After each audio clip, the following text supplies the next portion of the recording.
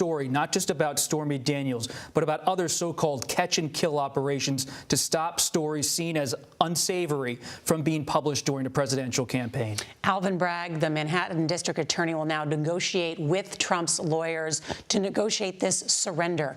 Could that mean that the former president of the United States will be photographed and fingerprinted in the bowels of a New York State courthouse? Yes, while this is a highly unusual, historic situation, our sources in the Manhattan District Attorney's office in operations say that the former president would be brought in like anyone else who was indicted. We will see him surrender to authorities. Exactly how that plays out could be negotiated in terms of whether there's a so-called perp walk or seeing the former president in handcuffs. But he will be fingerprinted regardless of any negotiation, and there will be an arraignment in open court. The only difference in terms of how other people would be treated, of course, Donald Trump will have his Secret Service in tow. Quite an extraordinary moment just to imagine all of that. We don't know at this hour what the specific charges are, correct? That's correct. We do not know the scope of this indictment. We do know that the district attorney has been looking into trying to broaden potentially the scope of an indictment. Because in terms of the financial crimes here, if you just expense something on an expense report, that could be a misdemeanor. So what we've seen in recent weeks is the district attorney trying to see if this indictment, if it ever came, now it has come, would be something that would be a collection of misdemeanors that would rise to a felony level. And so you see Trump now, we expect, based on our reporting, he's being indicted at a felony level for financial crimes based on how this payment was made and how it was communicated. A former president of the United States, for the first time in history, has been indicted, will face criminal charges. We don't know the specifics of those charges. As Robert Costa has just outlined, already Trump's attorneys saying this is a mistake on behalf of the prosecutor. But to be clear, this wasn't just the prosecutor's decision. The way this works is the Manhattan District Attorney will come to the grand jury, a group of people who have been listening to all of the evidence and all of the testimony, and he will seek an indictment from them. So this is the grand jury's decision to move forward with an indictment, believing enough evidence is there to indict this person, in this case, a former president of the United States. I also want to bring in our senior investigative correspondent, Catherine Herridge. She has also been speaking with her sources. Catherine, what have you learned?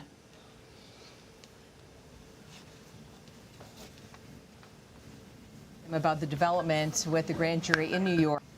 Seemed a little off balance by the question, though he acknowledged they had been anticipating this development and had a plan in place if that were to be the case, but he was checking back to see what the next steps were going forward. Just for some larger context, of course, there are about a half dozen investigations that involve the former president. This one, of course, has come to the fore with the grand jury in New York, but there are a number of state and federal investigations as well, specifically the special counsel looking at the alleged mishandling of classified information after President Trump left office. And then, of course, the Georgia case, which has gained a lot of steam in recent weeks. That's the allegation that the former president was looking for about 11,000 votes around the time of the November election. So you have this whole collection of cases, but this one really coming to the fore. And in some ways, unexpectedly, it would seem, based on my conversation with one of the president's former attorneys. Catherine Herridge, thank you. I want to go back to Robert Costa, and on that point, this vote to indict the former president of the United States, this caps a nearly 5-year investigation into Donald Trump. It comes just as he has launched a new race for president of the United States. It's highly complicated for this district attorney because he's prosecuting on a city level a crime that he believed was allegedly committed, all while someone runs for federal office. And this case originally started as a federal investigation of how this money was paid during 2016 to see if there were any federal crimes committed during a presidential campaign. It is migrated to this level, to the city level, and this has been a highly controversial unfolding case for many years. You think about Mark Pomerantz, the former prosecutor in New York, resigned his position because he believed Alvin Bragg, the district attorney, was not moving quickly enough on this case on a possible indictment. The former district attorney in New York, Cyrus Vance, decided not to indict Trump. Now Alvin Bragg moving forward with an indictment, seeking this indictment from the grand jury, and it's the grand jury's decision to move forward. Trump's lawyers have told CBS News repeatedly they will negotiate in terms of how this all plays out in terms of an arrest, should it happen. Now that it has happened, look for Joe Tacopina and Susan Necheles, the Trump lawyers, to really go minute by minute how this will unfold, how he will come up from Florida or off the campaign trail to come to Lower Manhattan. I mean, Lower Manhattan, Nora, is right where they film Law and Order. I mean, this is where Law and Order exists in the city of New York. Police officers everywhere. It's been highly populated in recent weeks. I've been there standing on the street corner reporting for a long time. All the cops in Lower Manhattan in full uniform because they're wary of what could happen in terms of protests. The former president called for protests. He had the expectation of an arrest, and he called for protests. So there's real unease. A lot of officers on edge in New York about what could happen when Trump comes in to be fingerprinted and ultimately arraigned. Robert Costa, thank you. And that's the picture that we are showing right there. That is the district attorney's office, I am told. And of course, Alvin Bragg has now become a national figure himself, as the former president has, in some ways, incited violence, has made Bragg a potential target. Security has been ramped up for the district attorney there in New York, as he is now the first prosecutor to lead an indictment of Donald Trump. I do think it's important to remember that Donald Trump has been twice indicted. Well, twice impeached. Excuse me, twice impeached, forgive me, and acquitted as well. He has faced numerous charges in the past, political charges of wrongdoing, and yet he has escaped accountability. This indictment is the next stage in trying to, according to those who believe he has committed wrongdoing, of holding him accountable. And it's so revealing that this indictment, out of all of the legal challenges he has faced, the political challenges he has faced in Congress, it's ultimately his history as a business person, as a celebrity, his time in New York that suddenly comes to the fore at this stage of his life and his career. It's his association with David Pecker, the former publisher of the National Enquirer, about these alleged associations with various women, about hush money payments made by his fixer, Michael Cohen, that of all the things we've covered over the years about Donald Trump, about his real estate life, about his political life, the Russia investigation, January 6th, and insurrection, the indictment that came today, an indictment that's historic, is about New York. It's about hush money. It's about his life before the presidency. Let's bring in CBS News legal analyst Ricky Kleeman. And Ricky, indicting a former president is unprecedented. Could this legally prevent Trump from running for president? No. The fact that he may be indicted now in the county of New York, within the state of New York, which is Manhattan, does not have any effect whatsoever upon his running for president, nor does it have any effect whatsoever if he were to win the presidency. It is not that kind of a charge. Now, if he does become the president again, and he has been convicted of a felony, then the question may become one of impeachment. And of course, we do know this is a state charge, Nora. It is very different than a federal charge because he could not pardon himself if he became president of the United States again. He could only do that for a federal offense. So then the question would be, if you're looking at a possible impeachment, and now I'm like 3 layers ahead, you would be looking at— Let's not go there yet. Let's talk about the actual case at hand and what may be. We don't know what the specifics of this indictment are, but what are some of the potential criminal charges that the president could face? Former president. Well, as I say, is it a high crime or a misdemeanor? Some of the potential charges that he might be facing, we are led to believe, have to do with what Bob Costa was just talking about. It has to do with the payment of hush money to Stormy Daniels back in 2016, before the election. It may have to do with the payment of hush money to a former Playboy playmate, Karen McDougal, around the same time. And the reason that Alvin Bragg could go forward and ask a grand jury to indict on first misdemeanors, falsifying business records, that there were records within the Trump organization of paying back Michael Cohen, who footed the bill to pay Stormy Daniels, and the records themselves false entries about legal services against a retainer. How Alvin Bragg would ask a grand jury to up that to a felony would have to do with the fact that it may have been to conceal another crime, which would have been a federal campaign violation. There has never been a case like this. It is a novel theory, a unique theory. And the real question ultimately may be for a judge or perhaps even an appellate court of whether or not this theory will stand. Among the routine steps of a felony arrest processing in New York include being fingerprinted, being photographed, maybe even being handcuffed. Read your standard Miranda rights. Will that happen to Donald Trump?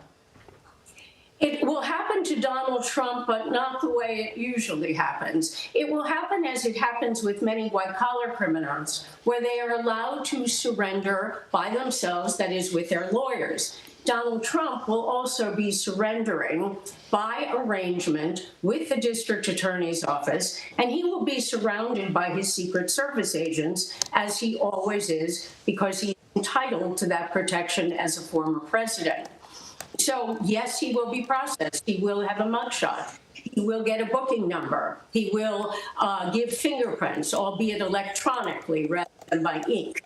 And ultimately, whether or not he will be handcuffed is a discretionary decision for the police, in this case, the NYPD. If he's with Secret Service people, there is no need to handcuff him, to bring him into the courtroom to be arraigned.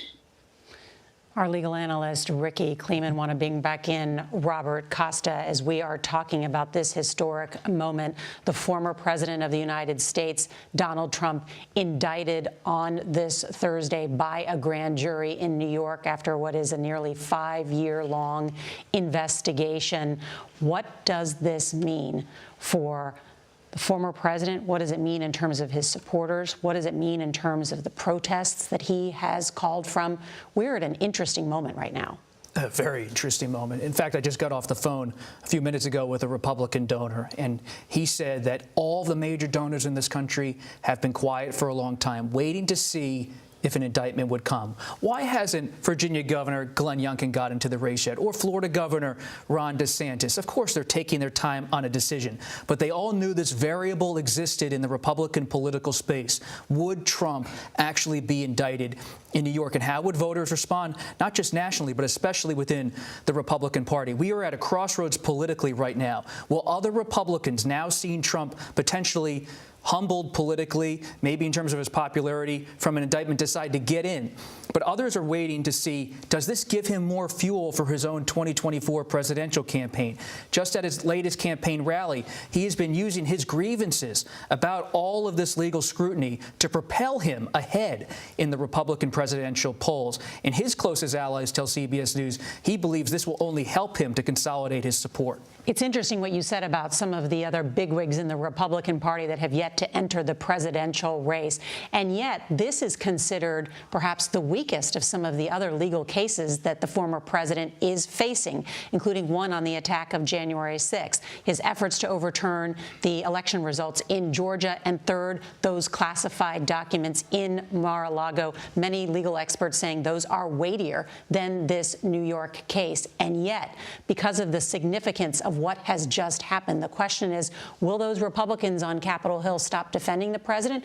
Up to this point, Robert, they have said that this is a liberal district attorney in Manhattan who is out of line. It's hard to see which Republicans will suddenly break from Trump because of an indictment in New York. But you are spot on, Nora.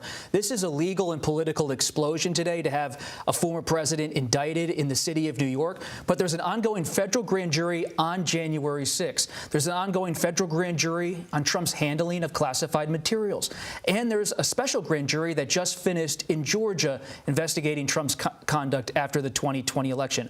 Especially in Georgia, Trump allies feel that Fani Willis, the DA down there, she could move forward with her own indictment of Trump at some point in the coming weeks. We've spoken to Trump's lawyers in Georgia. They are unsure exactly what the district attorney will do. And Jack Smith, the special counsel, he is bringing in every possible Trump ally to testify, even going so far as to try to compel the former vice president of the United States, Mike Pence, to testify before a grand jury about his one-on-one private conversations with Trump. Robert Costa, thank you. Let's also bring in our senior investigative correspondent, Catherine Herridge, who I know has been speaking with her sources. Catherine, what have you learned? Well, Nora, a short time ago, I spoke with a longtime aide to the former president. He said that they're waiting to learn more about the actual charges in the indictment, but they're taking in what he described a fighting posture. They indicated that they believe the Manhattan district attorney had not acted properly or acted improperly in this case, and they're going to seek to find whether records, substantial and significant records, were withheld from this grand jury in their decision-making process. So that seems to be their legal posture heading into the next few days, a fighting posture, if you will, Nora.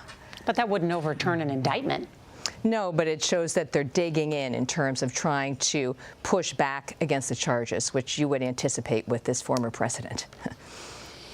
Catherine Herridge, thank you. And Robert Costa, at this moment, we've not yet heard from Donald Trump. Is that correct? We have not heard from Trump other than hearing from his own lawyers who have said that he has been indicted. So they've acknowledged it, but Trump has not yet spoken out on his social media platform. But we don't expect him to be quiet. All right, let's bring in our chief Washington correspondent, Major Garrett, who is also with us. And Major is someone who has covered Donald Trump for a long time and watched the political machinations. This is incredibly significant. Your take? So, Nora, the great question would be, in America, does the rule of law apply universally? And does it apply in the case of a former president? That has been hanging over the country psychologically for the last week and a half, after President Trump said he was going to be arrested last Tuesday. The question, is this the case to indict a former president for the first time in our history? Is this the best case? Is this the most legitimate, clear-cut case? Well, guess what? The country's now going to have the chance to test that question, not theoretically, but practically in a court of law. And as Robert Costa said, you can count on former President Trump to be combative, not only publicly, but legally, to try to delay this for as long as he can and project himself, which he's already begun to do, as some kind of martyr to the justice system in this country, someone who cannot possibly be treated fairly. Now, the court of law will decide whether or not this set of charges, whatever they may be, are or are not legitimate. But unlike impeachment, which is an entirely political enterprise, this will now be based on the law of New York and the facts of the case. And yes, most of this conduct predated President Trump's arrival in the Oval Office, but there is some suggestion in the evidence about the payments involved that some of those might have been authorized or carried out by the president while he was president. That would certainly give a larger atmospheric reality to both the underlying charges and the president's conduct. And that will have not only legal but political ramifications. But to all this conversation we've been having, Nora, about what this will look like, I want to, if I can, try to give the nation a couple of analogies. Those of us old enough to remember the Elian Gonzalez case or the O.J. White Bronco. Both of those were covered minute by minute, aerially. Every single step was videotaped and recorded for all history.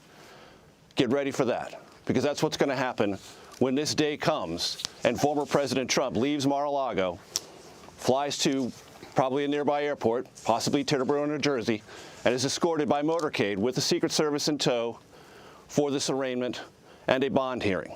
It will be a moment unforgettable in American history with tremendous political and legal ramifications. The country's been thinking about it, wondering what it might be, wondering if it would ever come for the better part of a week and a half. Now it's going to come. Major Garrett, thank you. And just to recap what we are learning, for the first time in history, a former president of the United States will face criminal charges. He has been indicted on felony charges in a New York grand jury in relation to the hush money case involving former porn star Stormy Daniels. Robert Costa confirming this news for CBS and speaking with his attorneys. What happens now? This is a historic legal and political moment, but it is only the beginning of a legal and political showdown. Robert Costa, thank you. We should note we do not yet know the exact charges that the former president has been indicted on. Our coverage will continue on CBS News Streaming, on your local news, and we're going to have a full wrap-up shortly on the CBS Evening News. This has been a CBS News special report. I'm Norah O'Donnell in Washington.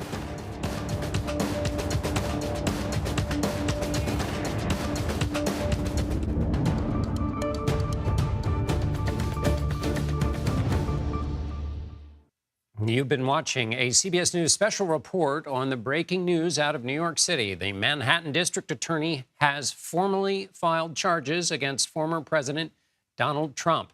Mr. Trump is accused of falsifying records to cover up hush money payments made to adult film actress Stormy Daniels during his 2016 presidential campaign. Jessica Levinson joins us now. Jessica is a CBS News legal contributor. Graham Cates, who is a CBS News investigative reporter, joins us now also. Jessica, let's step back. In terms of these charges, walk us through that two-step again that you and I discussed just a moment ago when we were first hearing this, how charges that are a misdemeanor get elevated to a felony charge. How tricky of a play is that, and why is that important in terms of elevating these charges to being a felony? I think it is a tricky play. So what we have here is the basis, we think, of the allegations will be falsification of business records.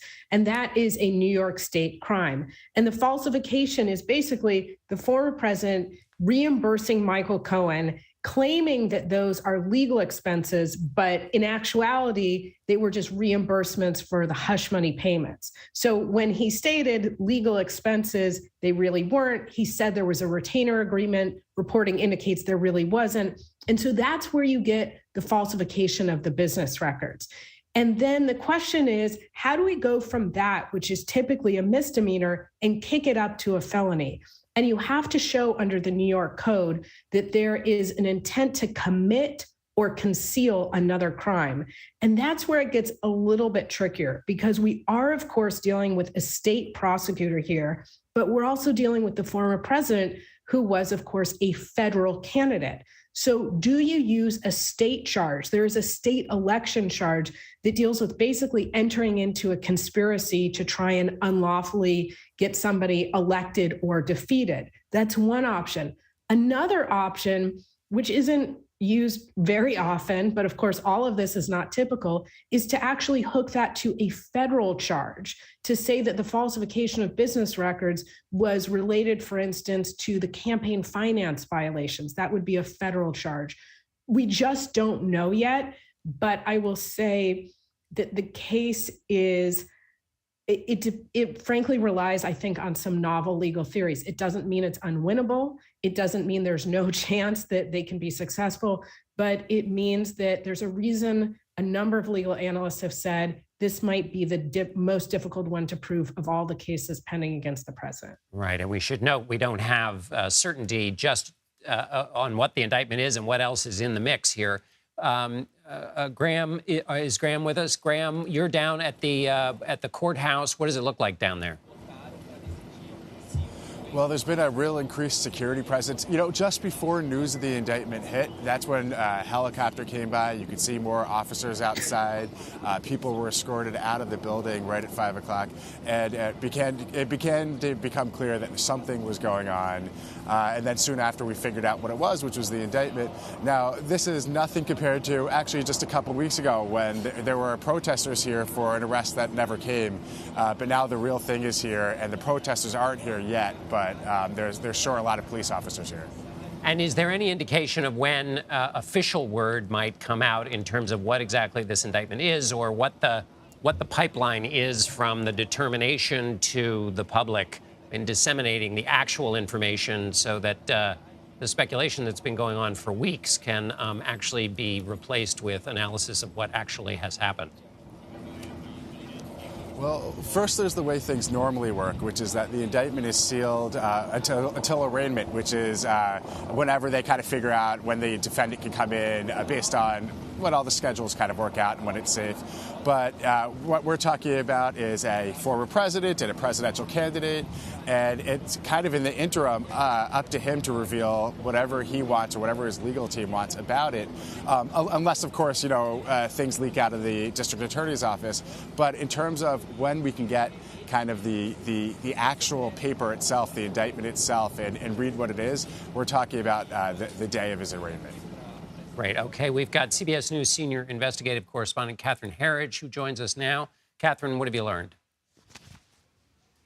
A short time ago, John, I spoke with one of the former president's attorneys just as this news was breaking, and my sense was that he was taken a little off guard, seemed a little off balance by the news, but indicated to me that they had been preparing for what they thought was the eventuality of an indictment. I also spoke with a longtime aide to the former president who said that they were waiting to learn more about the exact charges, but their position in this case, and it's also a position held by members of the GOP in the House, is that they believe there's been overreach by this district attorney, and they plan to show that in the course of any trial or prosecution. So they're taking a very fighting posture at this point, John.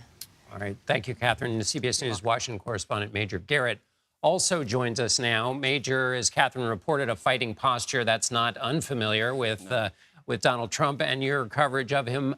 So what I wonder, Major, though, is your assessment of the political response from the rest of the party. There is a moment where already a lot of people have denounced the Manhattan district attorney, but there will at some point be actual charges for politicians to wrestle with, not in the abstract, but actual charges against the former president. How do you see this playing out in terms of the president's political support from within his party?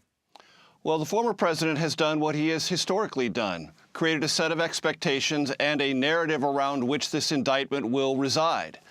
The president has already suggested, if not stated officially, that he believes that he is being a victim, that he is being persecuted, and that this case has no basis in law or fact. Well, the indictment will answer some of that political rhetoric from the former president. And whatever the district attorney has assembled and the grand jury has endorsed in terms of an indictment will have to speak for itself. There's a term that prosecutors and even some defense attorneys use, a speaking indictment, which explains not just the law, but the underlying facts of the case and why this case, in the question of is it worthy of indicting a former president of the United States, must be brought to the public bench. That's the burden for the district attorney in Manhattan, Alvin Bragg. Is this the case? And lots of people who have yet to see the indictment, but who have speculated about what the contents of it might be, are divided on that question. Is this clear cut? Is this the evidence that is necessary to bring these two charges, as our previous guest said? Even if it's clear, it would still be a novel interpretation, not only of state law, but its application against a federal candidate. And is a novel case, one that's not so clear-cut, one that doesn't have a substantial judicial history, the right one to bring? Well, the district attorney has made that choice. He says yes. The grand jury agrees with him. Now the public will have a chance, and the political sphere will have a chance to look at that indictment. What is alleged? What is the pattern of facts? What is the underlying law? And do they match up, worthy of a case brought against a former president? But I will give you this prediction, John, and it's already begun to happen on Capitol Hill among the Republicans. They will rally around the former president on this, on that basis, that it's a novel legal theory, that the facts are weak, that the law is obscure, and this isn't the case. Now, that also raises the question, John, would there ever be a case that Republicans would say is worthy to bring against former President Trump? Maybe not. Maybe yes. We'll have to see. One thing I would also observe, in the last 2 weeks, there's been a noticeable and justifiable interest in the doings of the grand jury and the Manhattan district attorney. As significant, and possibly for history's sake, more significant, has been what's been going on here with a Washington-based grand jury and the special counsel Jack Smith, because that special counsel, in the matters relating to January 6th and the president's alleged mishandling of classified documents, there have been a series of court orders, and every single one of them has gone against the president's interests and the arguments made by his legal team. And that suggests here in Washington, John, that that special counsel is also moving aggressively forward. And there is a very deep expectation here in Washington that though this is the first indictment against former President Trump, and therefore history-making in its own regard, it may not be the last. That's right. everybody's political posture will be determined by at least some recognition that there may be more shoes to drop. Major, stand by. Jessica Levinson, I want to ask you, we are in this moment between now, an indictment is coming. We don't know the details of it.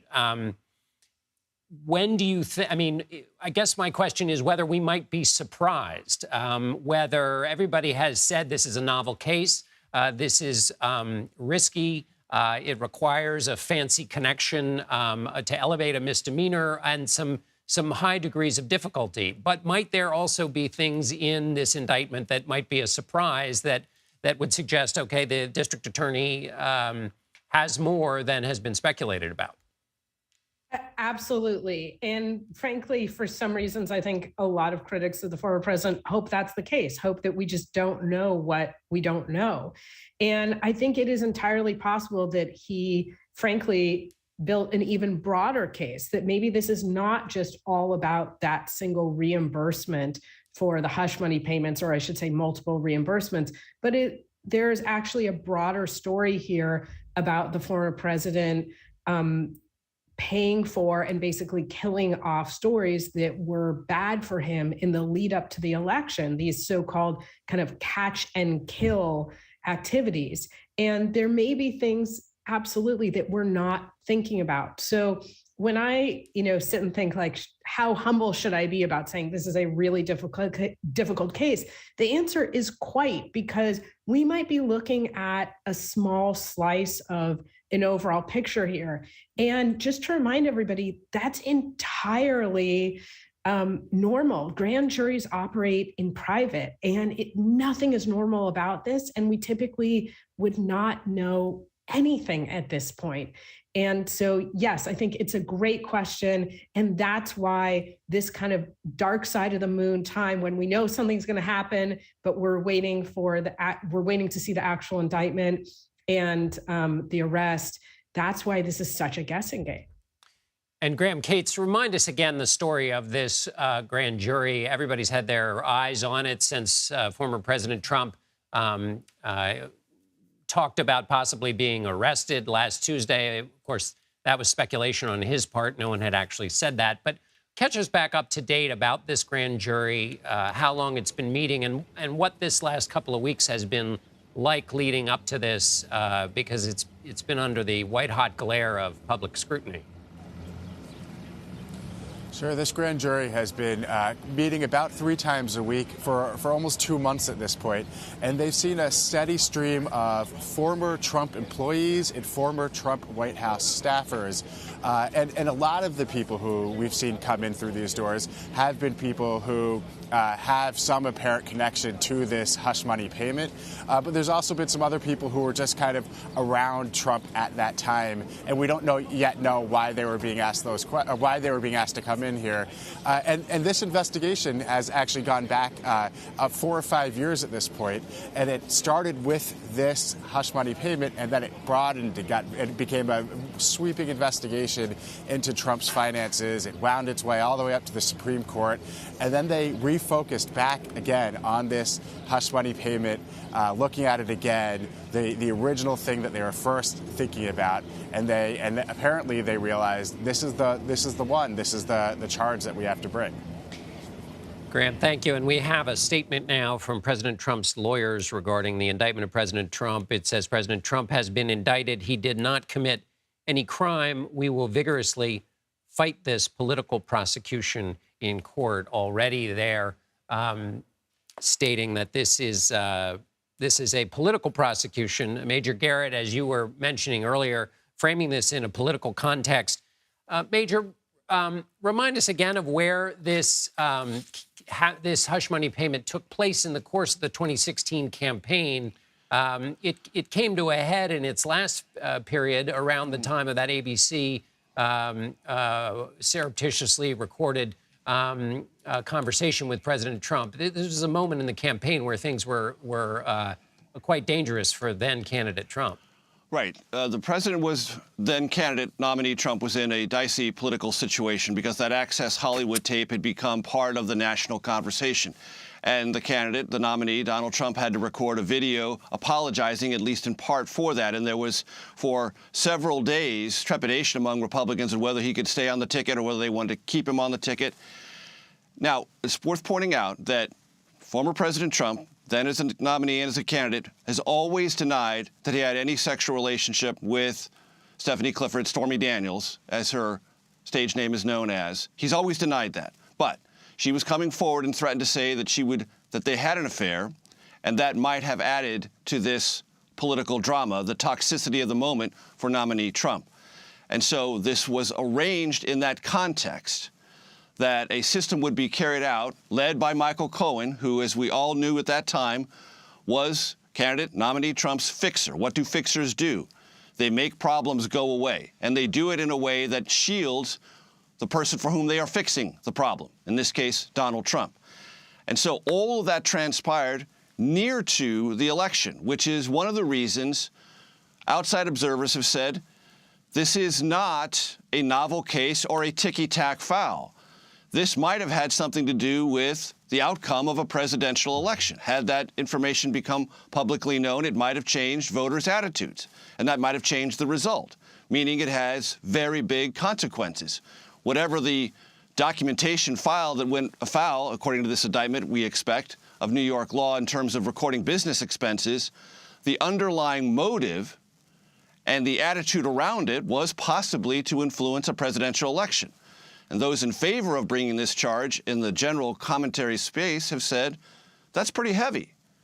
So that's the context around, that's the timing and the context. And John, there is also some suggestion, and again, until we see the indictment, we won't know what the statement of facts and the relationship to the law are, but there has been some assessment from those who have looked at this case and are deeply rooted in all of its investigatory eddies, is that some of the payments made to Michael Cohen to compensate him for shutting this story down either were authorized or carried out when Donald Trump was actually president of the United States. Now, until that's alleged, we don't know if that's part of this case or not.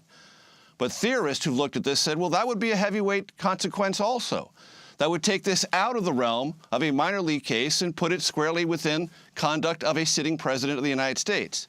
So that's some of the context, both legal, political, and timing. All right, Major Garrett, thank you so much for your insight. We're going to lose you, but thank you as always. Jessica Levinson, let me go back to you for a second. What's going to happen now? We've covered some of this, but remind me again, what dominoes start to fall here in terms of once this indictment happens, what we see happen? Yeah, great question. And to pick up on what you and Major were just talking about, I think he zeroed in on something really important, which is the difference between public and private crimes, and a conversation, and this is a huge if, but if the former president becomes the next president once again, and if he could potentially be impeached for anything that we're talking about today. And John, I think the answer is that impeachment really deals with public crimes, crimes that only elected officials or people who hold some position of public trust can commit, but not private crimes like a DUI, for instance. And so one of the things, of course, we're looking at is to see what the DA fleshes out here when we do see the indictment. Now, to your question of what's going to happen next, well, there will be the indictment that will become public. We will know what the charges are. We don't know how much detail we will get on that indictment. There will be an arrest. And it's largely up to, I think, the parties involved as to how much of a circus this arrest is. Obviously, it bears repeating, we have never been in this situation before. We have never had a former president who is indicted and then arrested. And some reporting indicates that the former president wants to make it a bit of a spectacle, that he wants to be handcuffed, and that he thinks this is actually helpful for his base. I expect at that point, the president, he will be booked, his mugshot will be taken, he will be fingerprinted, he will not spend time behind bars. He could have a very quick arraignment, but I think for security reasons and other practical reasons, he really won't spend time in custody, and then he will be released. He will not spend time in jail. It's my strong expectation. We're talking about nonviolent crimes here. And then there will be the quote unquote typical motions. There will be pretrial motions, and we'll look to see how the case develops. You mentioned the circus. Graham Cates is with us. Graham, what is you are down, if there's going to be a circus, it's going to happen very close to where you are. What's happening down there now at this moment? You know, over the course of this conversation, more and more people have started showing up. There's a park about 50 feet from me, and you can see, here we go, you can see more and more people who are kind of checking out the scene, checking out the media. I see some protesters with signs that say Trump is guilty, and that's actually a group of protesters that have made their way to pretty much every Trump thing I've covered in New York courts, Trump-related things, including like Steve Bannon and stuff like that. They're already here, so it looks like the crew that was here 2 weeks ago is beginning to repopulate the park, and you can hear police helicopters and a real security apparatus coming into place around us. And Graham, was there any indication before this happened, the moving of barriers, the upright posture of officers who'd otherwise been lounging before any of this happened? You would imagine that knowing that the circus is coming to town, that officials would have tightened up things a little bit. Yeah, but, it was fast. One of our producers, Ash, pointed out, almost right at 5 o'clock, all of a sudden, it was like there hadn't been much going on all day. There was a lot of milling around all day. And then all of a sudden, it seemed like it got very intense. There was more police officers. There was the helicopter. And then we got news within minutes, really. It was like they obviously knew something was afoot before we did. Even if they didn't know exactly what. Right. All right, Graham Cates, thank you. Ricky Kleeman, CBS News legal analyst, is with us. Ricky, we've been talking about the president's predilection to turn things and successful use in turning things into a circus at various times in his career. Give me your legal assessment on, we can understand the political benefit for that. How does that play out in the legal context? And is there any way in which that might hinder him as he faces this new stage in his life? I think that he has enough sense to know that when he goes inside a courtroom, he should act appropriately. So if there is going to be any quote unquote circus, the circus will be outside. When he comes to surrender, that surrender has been in the process of negotiation for quite some time, John, in the event of a possible indictment. So the Secret Service has been working with the NYPD, the FBI, the Joint Terrorism Task Force. The surrender itself will, I think, be very quiet, that he will be taken either to the courthouse, the DA's office, or perhaps even an undisclosed location of a courthouse. He will be quietly printed electronically. He will be quietly given a picture or a mugshot, and he will be given a booking number. All of that is a rather dignified process, perhaps degrading, of course, for the person who is being processed. But then, John, comes the time where he will be brought to the courtroom. I do not believe that they are going to put the former president of the United States in a holding cell with anyone else. They will keep him separate, and then he will go into court. The question of handcuffs rests solely in the discretion of the police department, and I would think that with the Secret Service surrounding Donald Trump, as they must, it is their duty, that there is no need for handcuffs. If there is going to be handcuffs, it will probably be because Donald Trump would like there to be handcuffs, because he would like that photo. But outside of that histrionic, if you will, he would be brought into a courtroom, the charges would be read, he would enter a plea of not guilty, that is what they do at an arraignment. There would be really no real question of bail here. This is not an offense that demands the posting of bail. There might be some conditions of his release. It is possible, I suppose, that he could be asked to surrender a passport, but he's running for president of the United States, for heaven's sake. So he's not leaving the country. He is going to continue with his campaign. The histrionics, John, will be political. Perhaps they will be legal on the part of his attorneys. We have seen Joe Tacopina on various programs in the last week or two, and I expect that we will continue to hear from his lawyers unless there is a gag order. Ricky Kleeman, thank you very much. I want to go to Scott McFarland, congressional correspondent down in Washington. Scott, the tremors undoubtedly are pretty strong down there politically in response to this historic indictment. What are you hearing? The reactions are somewhat predictable, John, but the implications, those aren't quite as predictable. First, let's go to the reactions. Right down party lines. Several Democrats, including Jerry Connolly on the Oversight Committee out of Virginia, saying no one is above the law. Congressman Adam Schiff, who, of course, was on that January 6th Select Committee, saying that this prosecution, in his words, was fundamentally necessary to preserve the rule of law. Republicans taking the position they've been taking in the days prior to this news, anticipating a possible indictment. Senator Tom Tillis of North Carolina saying the indictment doesn't pass the smell test. Other Republicans calling this either outrageous or politically motivated by the Manhattan District Attorney. Let's put that aside, because members of Congress have been pre-acting to this indictment for recent weeks. That they're reacting tonight right along the same path is not surprising. What does this mean, though, for Congress? Not too early to say, because we're already at a frayed moment in the parties' relationships on the Hill, and they have two big crises coming down the pike, and this isn't going to help them meet minds. They have a debt ceiling crisis looming. We're just weeks away. They have to come to some agreement. This is only going to fray relationships further. And we are reacting now to the latest school shooting, and there's some impetus on Congress, some pressure on them to figure out something to reduce school carnage. And here we are with another issue generated by the former president that promises to fracture relationships further. Political Director Finn, thank you very much, Scott. Political Director Finn Gomez is with us. Finn, there's also a presidential campaign underway a little bit. Candidates also standing by the sidelines. Some of them, like Chris Christie, the former New Jersey governor, in New Hampshire, saying that if he's going to run, he might run a campaign essentially going after Donald Trump. This would be the kind of thing that he would put front and center as his campaign, but the other candidates might do the very opposite.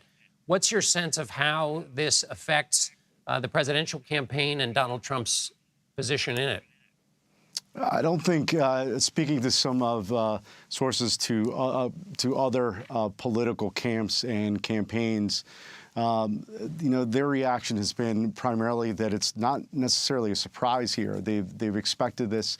They think there's been a sense out of the DeSantis world that this would initially aid Donald Trump politically, but after a period of time, and after this becomes more of an issue and hovers more over the campaign, that some of those supporters, Trump supporters who are on the fence, may start to see this as too much baggage, too much of a distraction, playing into that sense of Trump fatigue, and it could mean that some of the support could go to other potential rivals. Of course, Ron DeSantis is the one that's closest in the most recent polls. He has not, of course, jumped in the race yet. He's expected to after his legislative session is over in Tallahassee next month. But initially, right now, there's this expectation that it could help Donald Trump politically. John, if you remember, right after the Mar-a-Lago search, there was a sense of Republicans coming to defend Donald Trump, calling the Biden administration the sense of overreach. The former president himself put out a statement just a little while ago saying in part that the Democrats have lied and cheated and stolen in their obsession to try to, quote, get Trump. But now they've done the unthinkable, indicting a completely innocent person in an act of blatant election interference. This is, of course, Donald Trump's statement from his campaign just a few minutes ago to CBS News. But again, it's a little early to say what exactly and how this will play out. There's also a sense, as you know, John, that even with these charges, even with these indictments, there's nothing that would stop Donald Trump from continuing to campaign. He could theoretically campaign from a jail cell. There's nothing that could stop him in that sense. But again, it's still early in this process. We're still seeing if the former president will even speak. There was some sense prior to this this news of this indictment coming out that he may give a statement on camera, or even there was one Trump advisor who said that he may even give a statement in front of the Manhattan courthouse. But again, it's early to say. We will see what happens next, John. And it wasn't even that long ago that we had an example of a presidential candidate who was under indictment running. Rick Perry in 2016 was indicted. He said it was also a political indictment, and that was waved away pretty soon after he was indicted. But it was, in fact, the case that he was running for president and he was under indictment, as I recall. Thank you, Finn. We are continuing to follow the breaking news out of New York City. The Manhattan District Attorney has formally filed charges against former President Donald Trump. He is now the first former president to ever face criminal charges. Mr. Trump is accused of falsifying records to cover up hush money payments made to adult film actor Stormy Daniels during the 2016 presidential campaign. In a statement, Trump wrote, quote, "This is political persecution and election interference at the highest level in history." Catherine Herridge is with us. Catherine, what's the latest you're hearing? Well, I've had a conversation with one of the former president's attorneys and also a longtime aide. I think to summarize, John, is that they're taking a fighting posture. They're organizing this evening about what the next steps will be. You can see in that statement you just read from the former president that he's very forward-leaning, and I think that's to be entirely expected. When I spoke to the attorney, they seemed a little taken aback and surprised by this development. And I think all of us can agree that in recent days it seemed that grand jury had gone quiet for a period of time and that there might be more court action in some of the other cases. There are about a half dozen cases that are ongoing involving the former president. And as you know, there have been very significant developments in the federal prosecutions involving the special counsel here in Washington, D.C., I think most notably with the January 6th investigation and a decision that the former Vice President Mike Pence should have to testify before the grand jury, though he may launch a legal challenge, and that some of the former president's closest aides, including his former chief of staff, Mark Meadows, would be required to testify to the grand jury. Meadows, of course, is very significant. He was the gatekeeper in the White House. He took a legal strategy that allowed him to essentially avoid cooperating or significant cooperation with the January 6th investigation on Capitol Hill. And many believe that he holds a lot of the answers as to what happened leading up to January 6th. There's also a sense that those federal prosecutions, whether it's January 6th or the mishandling of classified information, specifically obstructing the federal investigation, were cleaner shots, if you will, at the former president, because it is so historic to bring criminal charges against a former president. But that's not how it played out. It's played out with this indictment by the grand jury in New York. And I think that the former president and his team will make the argument that this is helping him in terms of reanimating his base at this point in the presidential campaign. It's a very good point. And if you've got multiple legal challenges as a political matter, you want the weakest one to come up first as a way of absolutely defining all legal challenges as sharing the weaknesses of the first case. Although, and Ricky Kleeman, I'll bring you in here for this. I feel like we should have an asterisk in the upper right-hand corner of the screen that reminds everybody we don't know what the indictment is. We don't know if it's for a felony or a misdemeanor, or what in fact the facts of the case are. We know there is an indictment, but that's about it. And so my question to you, Ricky, is what a spot the DA is in, because here you have President Trump issuing statements. You're going to have basically every Republican lawmaker up and down the line denouncing the DA, pretty much. A few might say, well, let's wait for the facts to play out. But essentially, they'll be defining this case, what it's about, that it's politically motivated. all while the DA has to sit still, be quiet. How do you see that, and when might we start to hear some things that might actually give us some facts to actually analyze instead of just basically guessing at what's in this indictment? Well, John, we have to remember that the DA chose the time. The DA decided that he was going to ask for an indictment today in the afternoon, late in the afternoon. He certainly surprised all of us. So in that sense, it was a masterstroke, because all of the major mainstream news media was saying that this case was going to be on hiatus for 1 month. So you have to give him credit for being very, very clever with his surprise. However, if we look beyond that, he had to think about what the publicity would be and how that might affect him or potentially his case. The indictment, unless it is leaked, and if there is a leak of this indictment, there will be an investigation about that leak. That indictment is sealed. It's brought to the courthouse. Theoretically, no one is supposed to take a look at that indictment except put it in the docket. It would not be unsealed until a court unseals it. And I assume that that would be at the time that Donald Trump self-surrenders to the police and the FBI, is gone through processing, and is brought into the courtroom. Now, that's the usual process. However, it seems in these Trump investigations that not everything is quite usual, John. So, Ricky, before I let you go, and I know you have to go, let's put a fine point on that. The facts of this indictment are sealed, and it would be illegal for anybody to actually know, and that Donald Trump, despite his statements, doesn't know what's in this indictment either. Well, theoretically, he does not know what is in this indictment. I don't know what arrangements the DA's office may have made with Donald Trump and his attorneys to apprise him of the charges, even without seeing the face of the indictment. John, I have been saying for a long time about this New York investigation that we are all speculating. The best speculation that we have has to do with the fact that Donald Trump's own lawyers have spoken on television.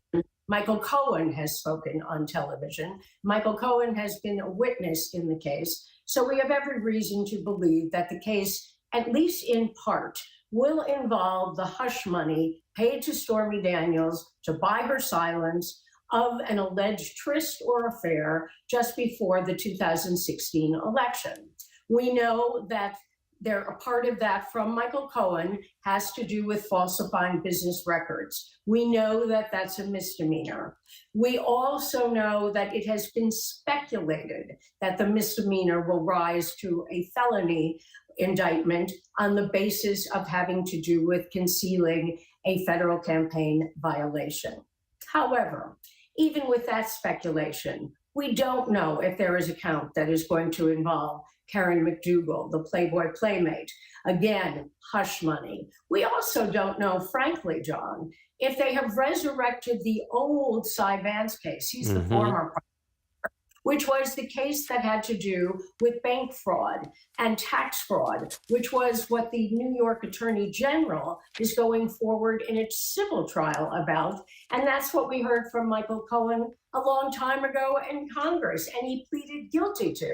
And we were dealing with the fact of what he told Congress was that Mr. Trump and the Trump Organization inflated values of property for the purposes of loans, deflated those values for the purposes of taxes. We haven't a clue if that is going to be part of this indictment. So all of this could be a surprise for us, I think, with the exception of the counts involving Stormy Daniels.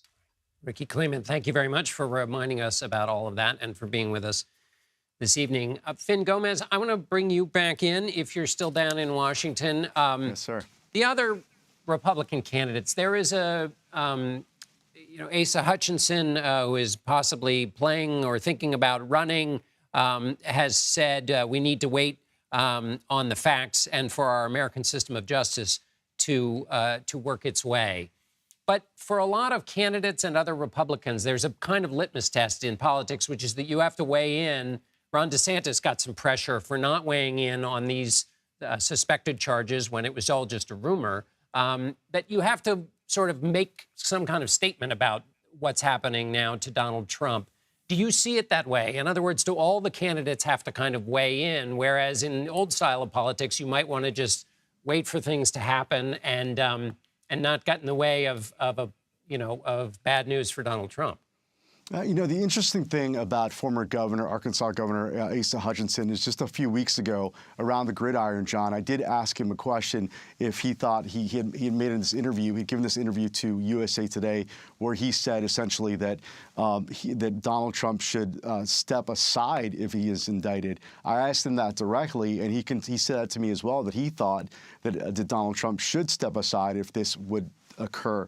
What is happening now, though, is that there has been this reticence, if you will, from some of these political rivals to Donald Trump right now. And I think, to your earlier point, I think we are seeing that in some form, where they aren't jumping in and making statements right away. Some of them are waiting to see how it plays out politically. It's sort of a fine line, if you will, John, because of course the former president still has a high popularity with a significant base of the Republican Party. There's about 20 to 30% who are pretty hardcore behind him, and for some, including the Florida governor Ron DeSantis, who again is the closest rival in recent polls, though he has not yet announced his candidacy. For him, he is trying to appeal to that same voter. So it's sort of a tricky maneuvering, if you will, to try to appeal to that voter and still have this contrast against the former president. But in this case, because we are, of course, in historical uncharted waters, I think they themselves realize that, and there might be some, maybe some overthinking and strategy sessions that are happening right now. One in how to engage with this. One rival, one Republican rival to the president, 2024 rival, one of his senior aides just texted me back, and basically my response, seeking a response, and he said to me, nothing really has changed. Trump just went from going to being indicted to actually indicted. And that to them is to me, it sort of encapsulates this sort of wait and see approach and how they will play this in historically unprecedented situation, John. That's right. Everybody, it seems, has an obligation or has a choice, I should say, including all of us, to, you talked about uncharted waters. There are those who will choose to do what they can to keep the waters as calm as possible, and those who will seek to churn them up. And that decision is now that this becomes more real, is on everybody's plate. Let me bring in Scott Frederickson. He joins us now. He's a former federal prosecutor. Scott, what are the prosecutors doing at this moment? I mean, just in terms of is it the calm before the storm? Is it the beginning of the storm? What are they thinking? It's the veritable beginning of the storm. Right now, they're preparing all the necessary paperwork and the arrangements by which the former president will be arraigned in New York. They're likely negotiating with the former president's counsel on how that will happen. It won't be the way a typical person who's indicted gets arraigned, either arrested or shows up and then shown in and kind of unceremoniously fingerprinted and photographed. They're going to, in all likelihood, arrange for so much of this to happen in private, away from cameras and publicity. So I suspect they're doing everything in connection with that. They've done all the work for their grand jury and witnesses, one would think, by now. So right now it's getting ready for the arraignment, and then the motions, the challenges to the charges that will follow shortly thereafter. All right, Scott Frederickson, thank you so much. Now I want to go back to Scott MacFarlane, CBS News congressional correspondent. What do you got, Scott? Well, first of all, a Truth Social post from the former president calling those who indicted the 45th president, quote, thugs and radical left monsters as his first reaction on his social platform to this. It's worth keeping in mind as all this plays out in Manhattan, there is a congressional proxy battle over this criminal case underway. 3 Republican U.S. House chairmen have called Alvin Bragg to come to Congress to testify, to share communications and share information about his case. That was called highly improper from congressional Democrats who say it's an interference with the grand jury investigation. Republicans have sought here in Congress to villainize either the prosecution or Alvin Bragg himself. Bragg and the prosecution were getting defense, a pass blocking of sort from congressional Democrats. That will continue as an indictment continues in New York. We expect when Congress returns here from a 2-week recess that they will take up this matter. The House committees might try to move more aggressively now that an indictment has been handed up. But I'll also note this. It's not a trivial point, but it is a footnote, John. Congress hightailed it out of town here minutes before this news broke, and they are playing catch-up via press release as the night goes on. Scott McFarland, thank you. Graham Cates is down at the in Lower Manhattan in front of the courthouse. Graham, first of all, the ambient temperature check-in with you about protesters or lack of same down where you are, but then also remind us who Alvin Bragg is. Sure. So, more and more people are showing up, but it's still not a huge crowd. Alvin Bragg is a pretty new DA. He's been here for about a year. He's New York County's first black DA.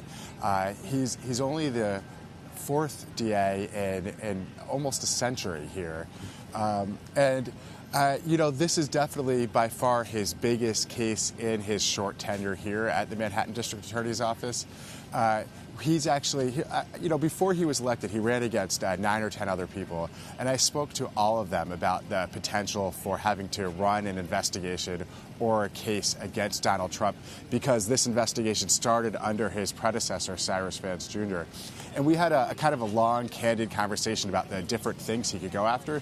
And there was this fascinating moment that at the time didn't seem like a big deal, but in retrospect does, where he actually unprompted brought up Michael Cohen, who appears to be the key witness in this case. He said, we haven't talked about Michael Cohen yet, and then described what was the federal case involving Cohen, in which Donald Trump appeared to be referenced as an unindicted co-conspirator. And he said, when I looked at that case and I looked at media reports around that case, obviously not as a prosecutor on it, to me it looked like the reason that he wasn't charged there was prosecutorial discretion. He said, so I think that that's a case that at the very least appears like one that he described it as maybe charge ready. Graham Cates, thank you. I want to go back to Catherine Herridge. One thing before, Catherine, you give me your latest reporting. It is worth mentioning that former President Trump has had so much surrounding his tour at center stage in American politics that people might look on this and think, well, this is just more fuss that surrounds Donald Trump. But this is something new. This is an indictment of a former president at a time where a lot of America's institutions and norms have been stretched and strained and are convalescing. And so while to some this might look like it's the same old fuss, it is a new chapter, and each step each of us take is in uncharted ground. But with that preamble, Catherine Herridge, what are you hearing? Well, a short time ago, John, I spoke with a member of the former president's legal team, and as you can expect, a number of these surrogates and active members of the legal team are about to hit the airways to start what I can only describe and think to be a very synchronized and coordinated pushback against the news of this indictment. What he indicated to me is that they feel that this indictment reflects a system, a judicial system that's become highly politicized. Of course, we need to understand the basis of the grand jury indictment and the facts that were behind it. He also indicated that they plan to sort of do a forensic review, if you will, of this investigation to understand how the grand jury was presented evidence, whether it was presented fully. And I think the key phrase to me was the characterization of Michael Cohen and whether it was a fair characterization of his character. Reading in between the lines, that's a pretty clear signal to me that they're going to try and make this a lot about the character of Michael Cohen as a way to discredit the indictment of a former president.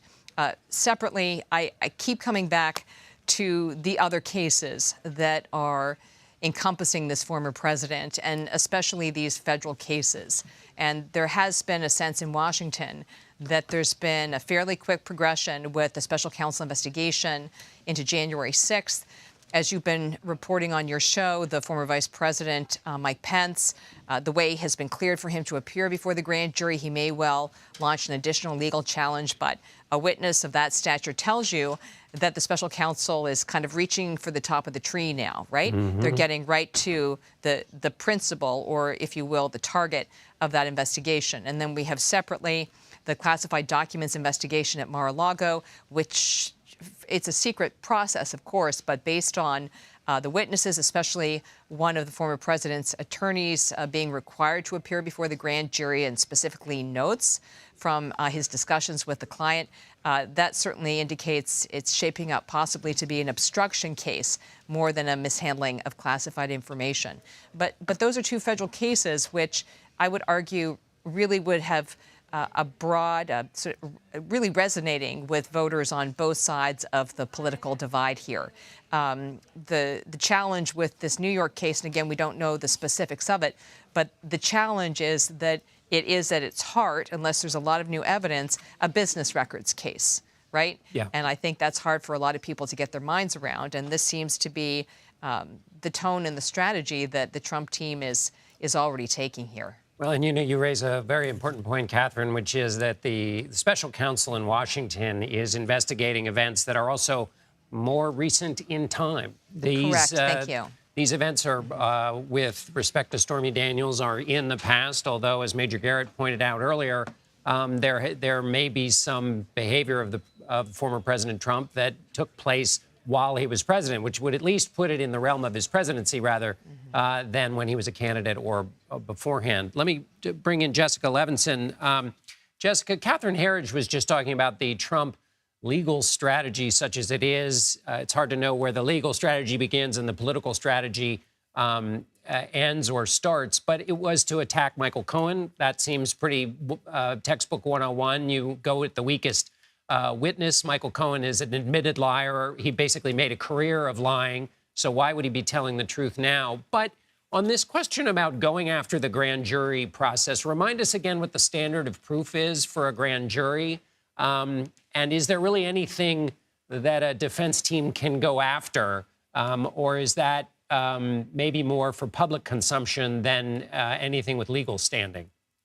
I think a lot of this is for public consumption. And of course, what the grand jury is looking at is whether or not they think a prosecutor, if they go forward and bring these charges, can prove them beyond a reasonable doubt. So the grand jury isn't just thinking, you know what, I think it's more likely than not that these crimes occurred. The grand jury is saying, yes, go ahead, go into a courtroom, and we think you, prosecutor, can show that very high bar, that you can clear that threshold of proof beyond a reasonable doubt. John, you just mentioned Michael Cohen, and I do think that's an issue, that if he is, in fact, one of the key witnesses, if not the key witness, that he's a convicted felon.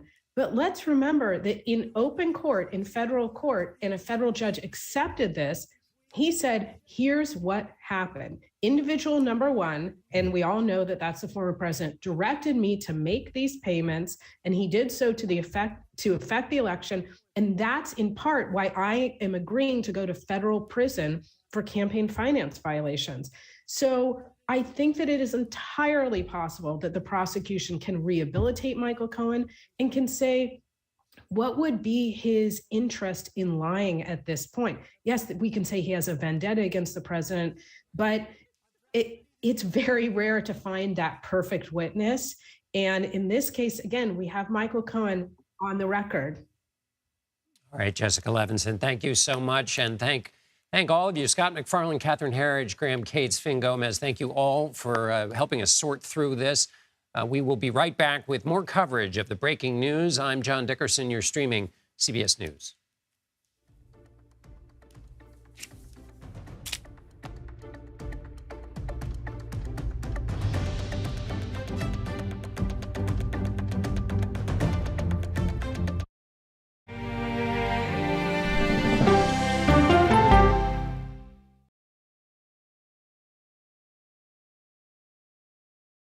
If it's important to our nation, I wonder how you think about where America is at this moment. it's on Face the Nation. Can there be stability if Vladimir Putin remains in power? Face the Nation with Margaret Brennan on CBS.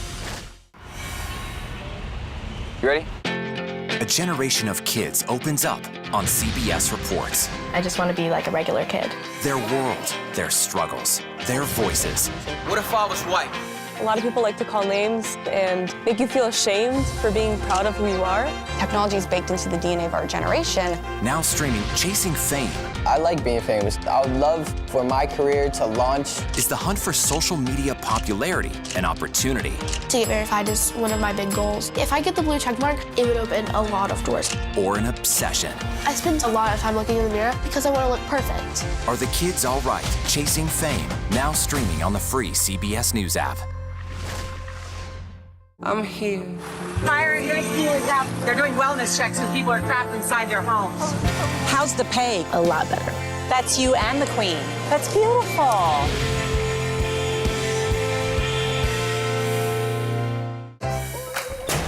When you wake up in the morning, we want to be your go-to team. On our places. Bright, shiny faces. Nate has one of the quickest minds I've ever seen. Put me in the game, coach. Tony has a way of making people feel comfortable. The best interviews feel like it's just a conversation with a neighbor. Hey. Gail has this unbelievable knack to ask a question that is the question that you're asking at home. I've been told I could talk to a tree, and that's pretty much true. I'm feeling good. I don't go to work in the morning. I go for coffee with my two good friends, and we talk about the world. Your morning routine just got better. CBS Mornings, weekdays at 7. I'll see you in the morning.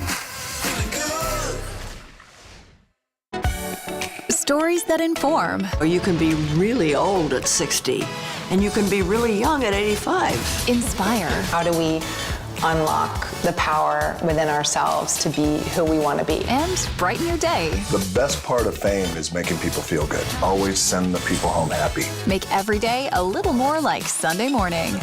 Here comes the sun. Stream now on the free CBS News app.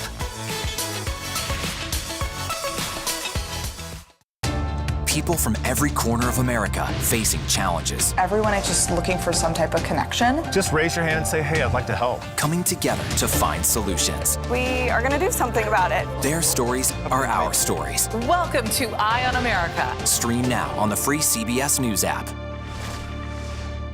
When it comes to the money you spend every day, we have you covered every morning. Making money makes sense. Weekdays on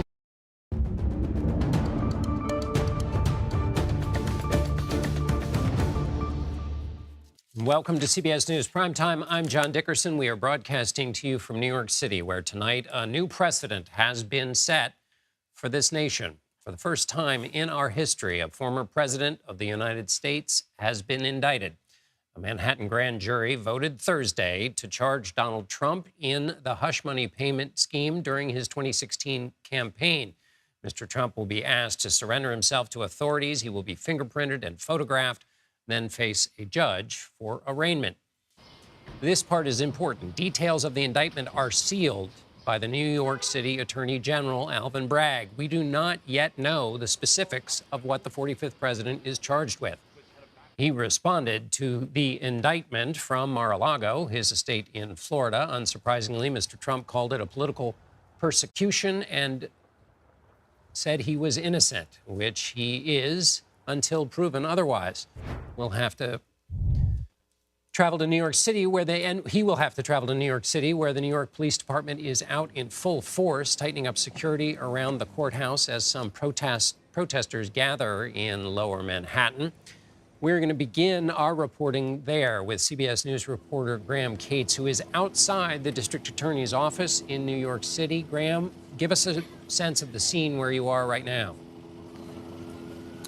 So more and more protesters are beginning to filter in. It's still not a very big crowd. There's way more media than there is protesters here, but there is a heavy security presence. And this has been building now for about 2 hours since news of the indictment broke. And that came really shortly after the grand jury wrapped up its work, ending around 5 p.m. today. And now there's just kind of a lot of onlookers coming to see the scene. As many people, it looks like just seeing what's going on is actually here in support or against the indictment itself. So, Graham, give us a sense of the timeline. What's the next most important element, and when will we learn what is in this indictment? So the way this is supposed to work is an indictment is unsealed when the defendant is arraigned, and until then it remains under seal, which means that we don't get to know. But there is one part of this, which is that they could have described the charges to Trump's legal team, and then it's really up to them or Trump how much of it they want to make public. But we don't really know what's going to happen with that. We don't know how much of the indictment was actually described to the lawyers, if at all. So in the meantime, we're really waiting on Trump and his team to kind of have their way with this moment where he's been indicted. He's the first former president in American history to be indicted, and that's all we know. And he's the only one who's really allowed to talk about it authoritatively. The DA can't yet, until it's unsealed, say anything about it. And while he may want to talk about it authoritatively, he will not have seen the indictment. It is sealed, and so everything he says will be like many things that he says based on his view of things, but not based on the actual facts of the case, because he has not seen them. Right, and so even in this case, our confirmation of the indictment came from his legal team. His lawyer told me about 20 minutes after 5 o'clock that it had happened.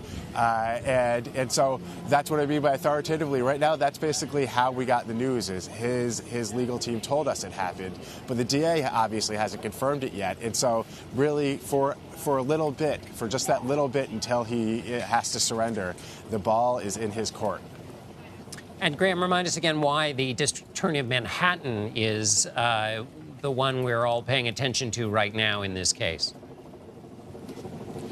Right. So the Manhattan District Attorney's office has been running this investigation for between 4 and 5 years.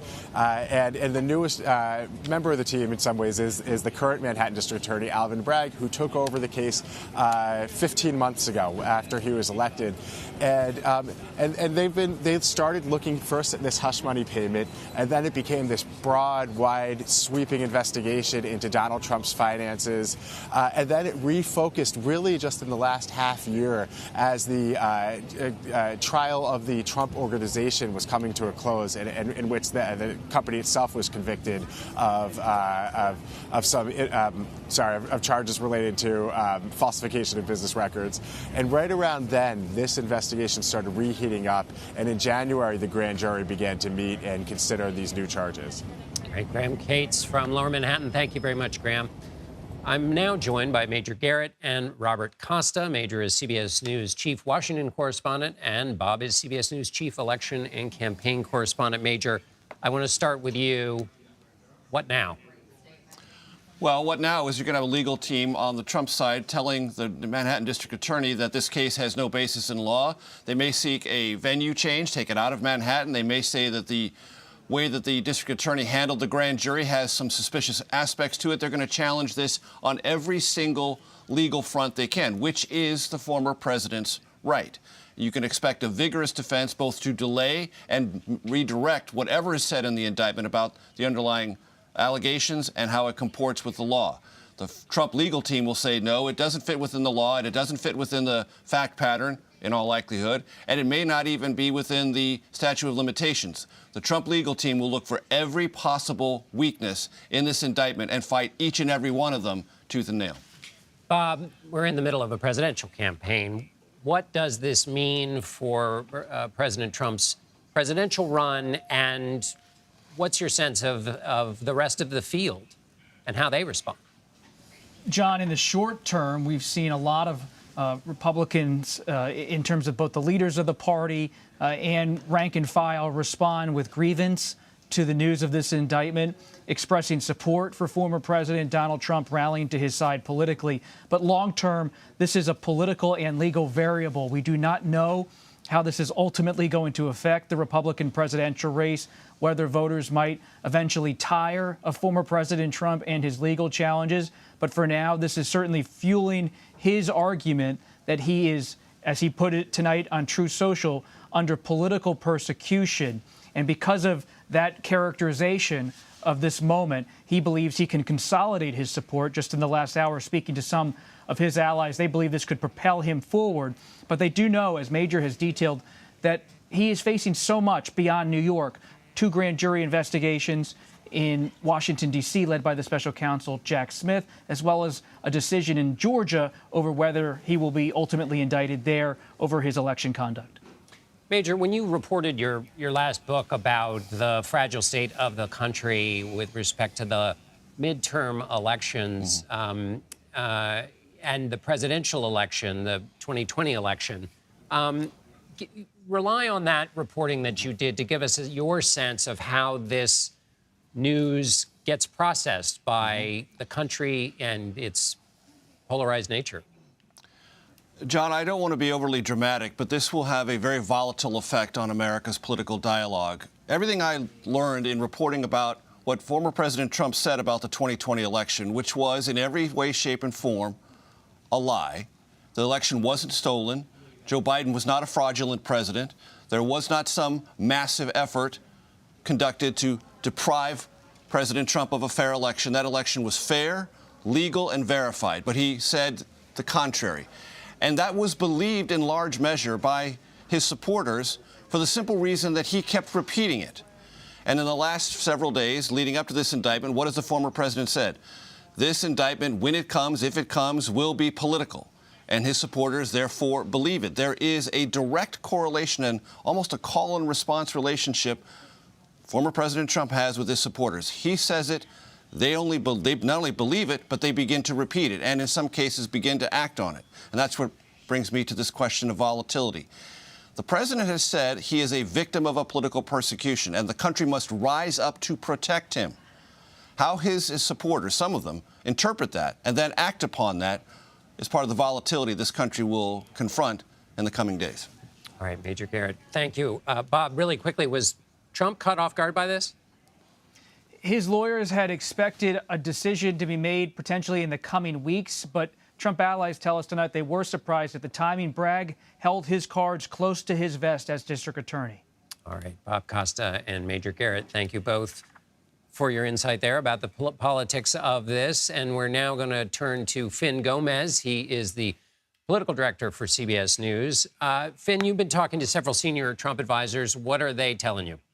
Yeah, current and former senior Trump advisors. And one that I spoke to, John, just a couple minutes ago says that, echoing what Bob and Major just said, is that they believe that this is a, quote, net positive for the former president politically, that it reinforces all the narratives that he's been spouting, that the political class is out to get him.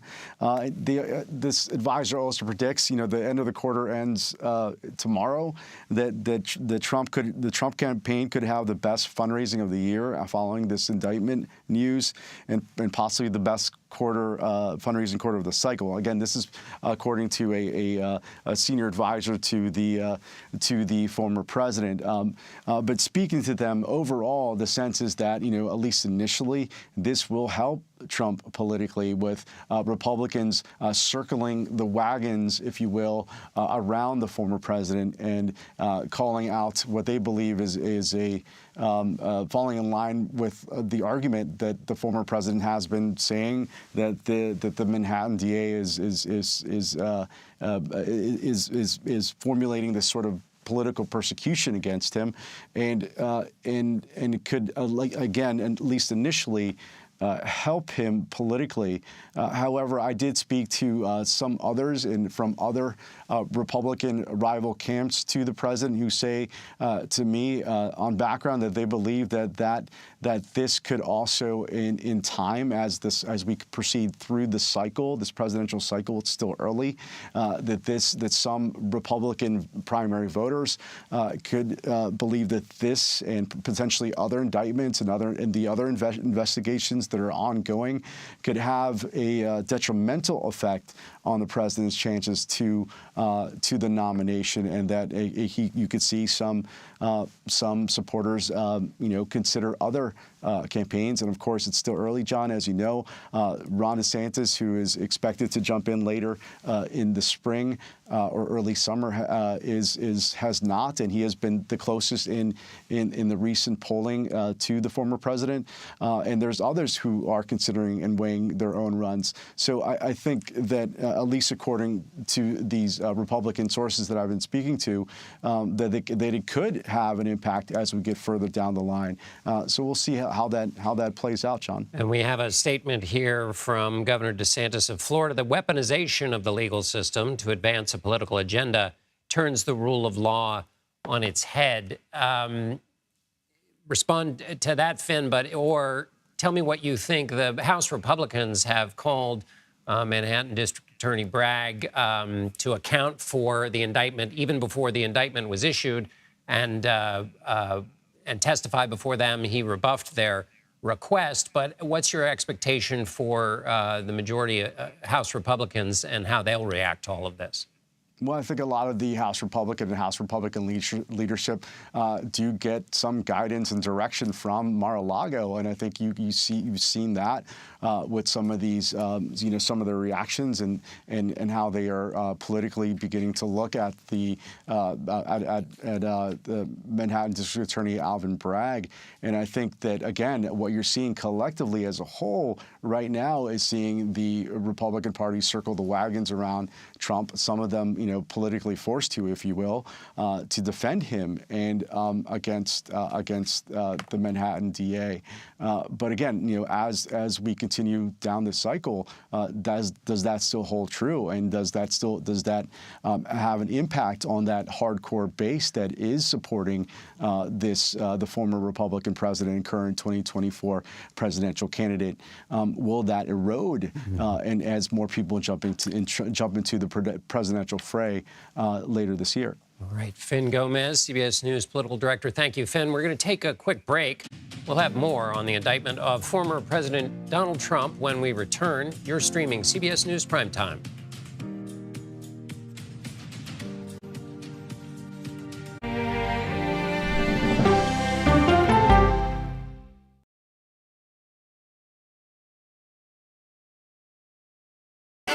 Hey there, welcome to The Uplift. I thought she was a groom, and I stepped back and I went, oh, you're the queen. She's gonna be with me every instant that I'm alive. I just wanted to see if you'd go to Disneyland with me today. I look over at him and he's smiling. I'm gonna remember that the rest of my life. They told us when he was gonna be born, he was only gonna live for 30 minutes. It's really a miracle that he's with us today. The Uplift. Stream now on the free CBS News app. When you wake up in the morning, we want to be your go-to team. On our places, bright, shiny faces. I don't go to work in the morning. I go for coffee with my two good friends, and we talk about the world. Your morning routine just got better. CBS Mornings. An original documentary from CBS reports. I always tell people that Twitter would not be Twitter without Black Twitter. It's just us being in fellowship with each other. And it becomes a conversation you don't want to be left out of. People really started to recognize the power of activism on Twitter. Based on that one tweet, the hashtag #OscarsSoWhite was trending around the world. If anything has really powered Black Twitter, it's been humor. If your food ain't right, oh, we're gonna tell you about that too. We tend to create change, create culture and cool. That's how movements happen on Black Twitter and go beyond more than that. Black Twitter, the Twitterverse that changed a generation. Now streaming on the free CBS News app. You ready? a generation of kids opens up on CBS Reports. I just want to be like a regular kid. Their world, their struggles, their voices. What if I was white?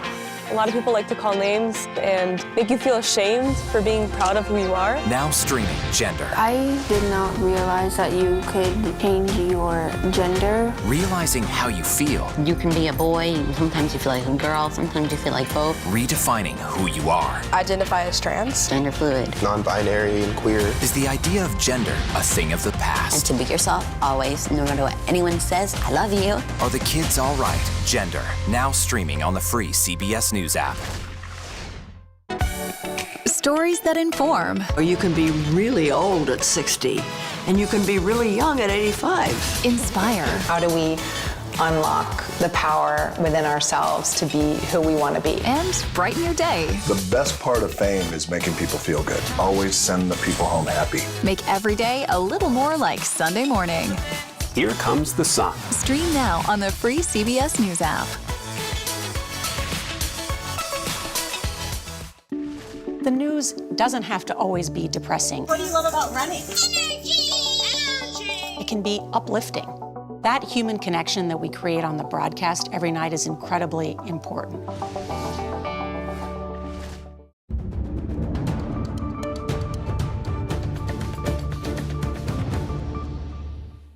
Welcome back to CBS News Primetime. As we've been reporting, a New York City grand jury has voted to indict former President Donald Trump. The unprecedented act is a result of an investigation into hush money payments made on behalf of Mr. Trump to adult film actress Stormy Daniels during his 2016 campaign. We do not yet know what crimes the indictment formally accuses the former president of. CBS News legal contributor Jessica Levinson joins me now. Jessica, just with that very much in mind, that we don't know what's going on, is it possible to say, or is this one way to think about it, is that DA Alvin Bragg could have a lot less than people are speculating he has in these indictments, or he could have more? Yeah, we have no idea what is up or not up that sleeve. I think that is exactly right, John. So we've all been focused on this hush money payment and the idea that the former president repaid Michael Cohen for the money that he paid Stormy Daniels not to talk about this alleged affair right before the 2016 election. And we've been focused on, okay, he repaid that money. He said that it was a legal expense. It looks like it wasn't really a legal expense, and that has to be hooked to another crime in order to make that crime, the falsification of business records, a felony. But as we've been discussing throughout the evening, there could be other crimes that we're not thinking about as much. Let's remember that, of course, the New York Attorney General has brought a civil case against Trump and the Trump organization for financial actions, for basically lying about the value of Trump organization properties so that they got to pay lower taxes and then in some cases got bigger loans and better insurance. Now the DA's office could decide to revive that, and that could be part of this indictment. I mean, that's why it's such a guessing game for us at this point. It's entirely possible that the indictment doesn't actually include the Stormy Daniels hush money payment. I don't think that's probable, but it is possible. So, Jessica, if I'm trying to keep this all sorted, it seems like there are three possible options. One is that all the DA brings is a misdemeanor case. Unlikely, but that's a possibility. The other is what you mentioned. He takes a misdemeanor, elevates it to a felony by saying that the misdemeanor was essentially he participated in the furtherance of another crime. And then the third option seems to be possibly something larger that we don't know about, that we haven't heard about, that has more complexity. Are those basically the three options we've got in front of us here? I think that's exactly right. Bucket number 3 being that big question mark of we don't know. Now, we think that that bucket would likely include, because that was what Alvin Bragg's predecessor was looking at, Cyrus Vance, that would likely include the potential financial crimes, that tax fraud that we were just talking about, the banking fraud that we were just talking about, the insurance fraud. Also because Michael Cohen testified in Congress about those actions and basically left breadcrumbs for the New York District Attorney's office. The New York District Attorney, again, under the past DA, Cyrus Vance, basically moved away from that case, but the Attorney General decided to move forward. I think that is the most likely in the sense of big question mark bucket number 3, as you outlined. I think that's what we're most likely potentially looking at. Right. And Mark Pomerantz, who worked in that office under Cyrus Vance, left the office because Bragg wouldn't continue the previous work that Vance had started. So that adds to some complexity about that third option, which we don't know what's under door number 3. Let me ask you this question, Jessica. There was, we spoke earlier that I think it was Graham Cates who said, well, it is possible for Donald Trump to have some inkling about the indictment if the district attorney's office gave him a heads up about what might be in it. How likely do you think that is from a legal standpoint? Is that something prosecutors do? And then assessing this, which is in a weird political legal space, how likely do you think it is that they tipped off former President Trump to the actual details of the indictments against him? John, I'm going to be honest that I think the typical isn't going to give us a roadmap here. And I wish I could say, oh, this is what generally happens. But on the other hand, I'm really happy I can't say this is what generally happens, because you don't want all of our former presidents to potentially be facing criminal indictment and an arrest here. So did they potentially give the former president an indication of what was in this indictment? I think the chances are higher here than in other cases, because you are dealing with a historic first. You are dealing with the former president. And there is, again, nothing that is conventional about this. And the best way for us to know if that happened is to listen to the way that the former president and those who speak on his behalf defend themselves and or attack the grand jury and attack Alvin Bragg. The best line, the best kind of breadcrumbs for us is to figure out which line of defense are they latching onto most strongly. And that will give us an indication if they know what this case is really about. Right, a sort of pre-buttal based on their insider knowledge, if they have it. Jessica Levinson, thank you so much, as always, for helping us sort through all of this. Now, thank you. Now we got CBS News congressional correspondent Scott MacFarlane, who joins us. Scott, how are lawmakers reacting to this? Somewhat predictable, because they've been reacting to this before the indictment came. They were anticipating it because of the former president's statement, and they're reacting similarly tonight as they were days ago. There's Adam Schiff, former January 6th Committee Select Committee member, who says it's unprecedented, but so too is the unlawful conduct in which Trump has been engaged. A nation of laws must hold the rich and powerful accountable even when they hold high office. There are Democrats responding as well from elsewhere in the country. Congressman Jerry Connolly of Virginia saying nobody's above the law. Other Democrats from California echoing that, saying nobody's above the law. And Republicans have been fiercely critical of Alvin Bragg. Tom Tillis of North Carolina being the first senator to issue a statement tonight saying the indictment doesn't pass the smell test. And House Speaker Kevin McCarthy accusing Alvin Bragg of weaponizing this prosecution to mess with the presidential election. The Manhattan District Attorney's Office has just issued a statement tonight saying that they have contacted the former president's attorneys to coordinate his surrender to the DA's office for an arraignment, and the guidance will be offered on the date and time of that arraignment. The political ramifications of this have already started playing out because this was expected. We know Republicans have targeted Alvin Bragg for investigation in the U.S. House, including the chair of the House Judiciary Committee and House Committee on Administration. Democrats have defended Alvin Bragg's work and saying any criticism is an interference with the grand jury, which just indicted Donald Trump. And we, in addition to the fact that nobody is above the law, nobody is guilty just because they've been indicted, which we should remind our viewers as well. Congressional Republicans have already vowed to investigate the Manhattan grand jury's investigation and the district attorney. How do you expect that part of the response to go in response now to the news that an indictment exists? I expect them to make this a more primary focus and to amplify those criticisms. If for no other reason, it amplifies the criticisms of Donald Trump.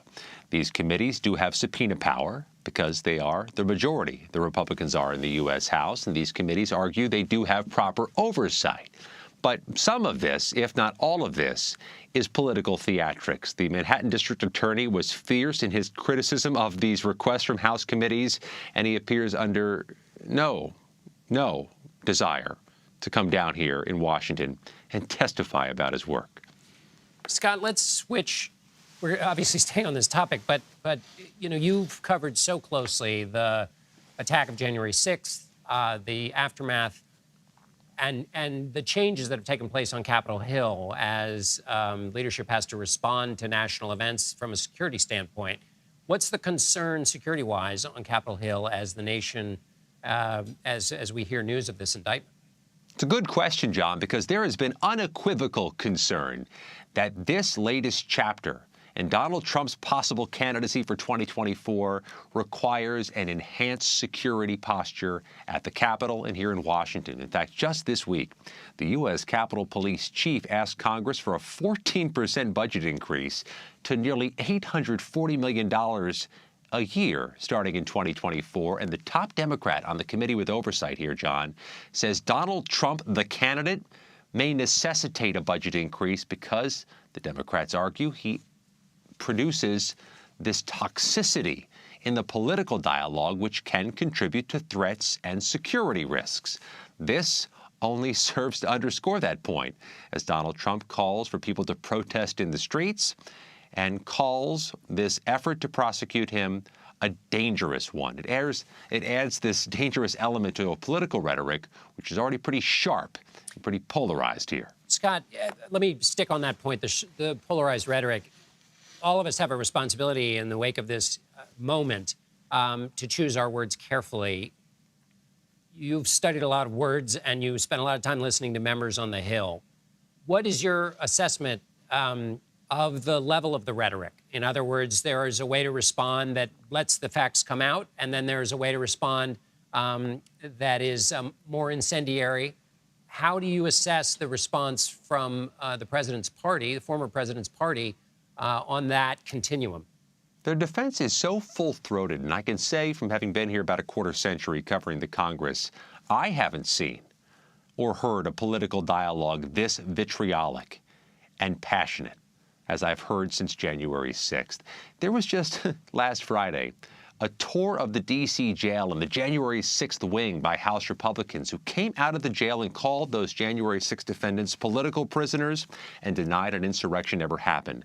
Democrats walked out and said those January 6th defendants are privileged and coddled and that they are being treated quite fairly. That's just a snapshot in time of where Congress is over something caught on tape unlike any crime in American history, January 6th. And it begs the question, what happens next? If there's another prosecution by the grand jury investigating January 6th here in Washington, what level of toxicity will it further infuse into Congress's current dialogue and current existence? And just to update viewers, Kevin McCarthy, the Speaker of the House, has put out a statement saying Alvin Bragg has irreparably damaged our country in an attempt to interfere in our presidential election.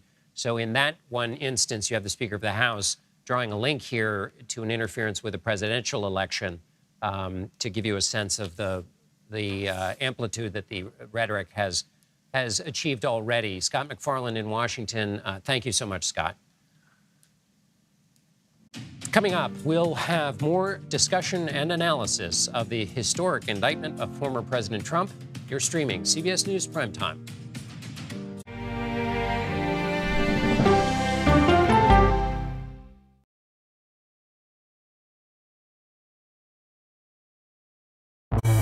An original documentary from CBS reports. Controversial Congressman George Santos. Why won't you answer our questions? How did he manage to get elected? Thank you very much, and God bless you, and God bless the USA. George Santos' campaign was a campaign of deceit, lies, and fabrication. And who is he, really?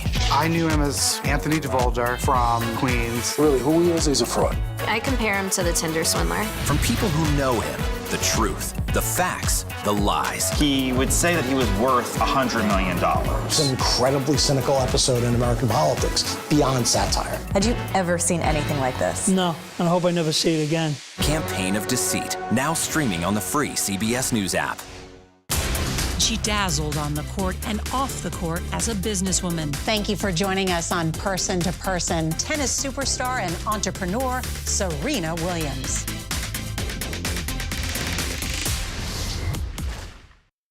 An original CBS Reports documentary. I asked my students, what are we going to do about racism in the United States? The backlash over teaching about racism in American schools. I don't think it has any place in the classroom. We can either pretend and say, no, we're not racist and we're all great people, or we can actually start to do the really, really hard work of addressing it. How did you lose your job? I made the statement that white privilege is a fact. Is it helping diversity and inclusion? When you bring in different people's stories and experience, it enriches education. If you don't talk about something, it doesn't go away. Or driving us further apart?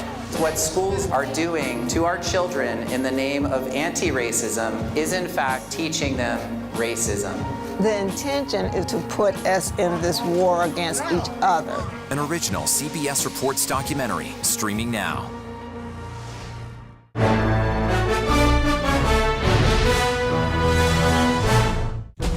An original CBS Reports documentary. I was entitled to equal pay for equal work under the law. Does the Supreme Court's power need to be checked? 9 Supreme Court justices, 5 of them said no, she's not entitled. That's not right.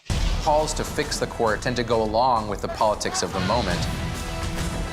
Republican-appointed justices have all tended to go in one direction, with the Democratic-appointed justices tending to go in another. Even though it's only 9 justices, it takes 5 of them to make the law of the land. Does it have political impact? True. Political intent? Probably not true. If the American people don't trust the judgments of their court, that's a real problem for our democracy. An original CBS Reports documentary, streaming now. When you wake up in the morning, we want to be your go-to team. Your morning routine just got better. CBS Mornings.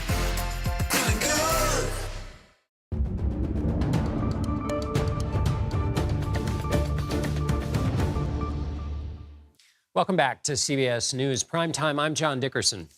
A New York City grand jury has voted to indict Donald Trump. We do not yet know what crimes the indictment formally accuses the former president of. Mr. Trump was under investigation over hush money payments made on his behalf to adult film actress Stormy Daniels during the 2016 campaign.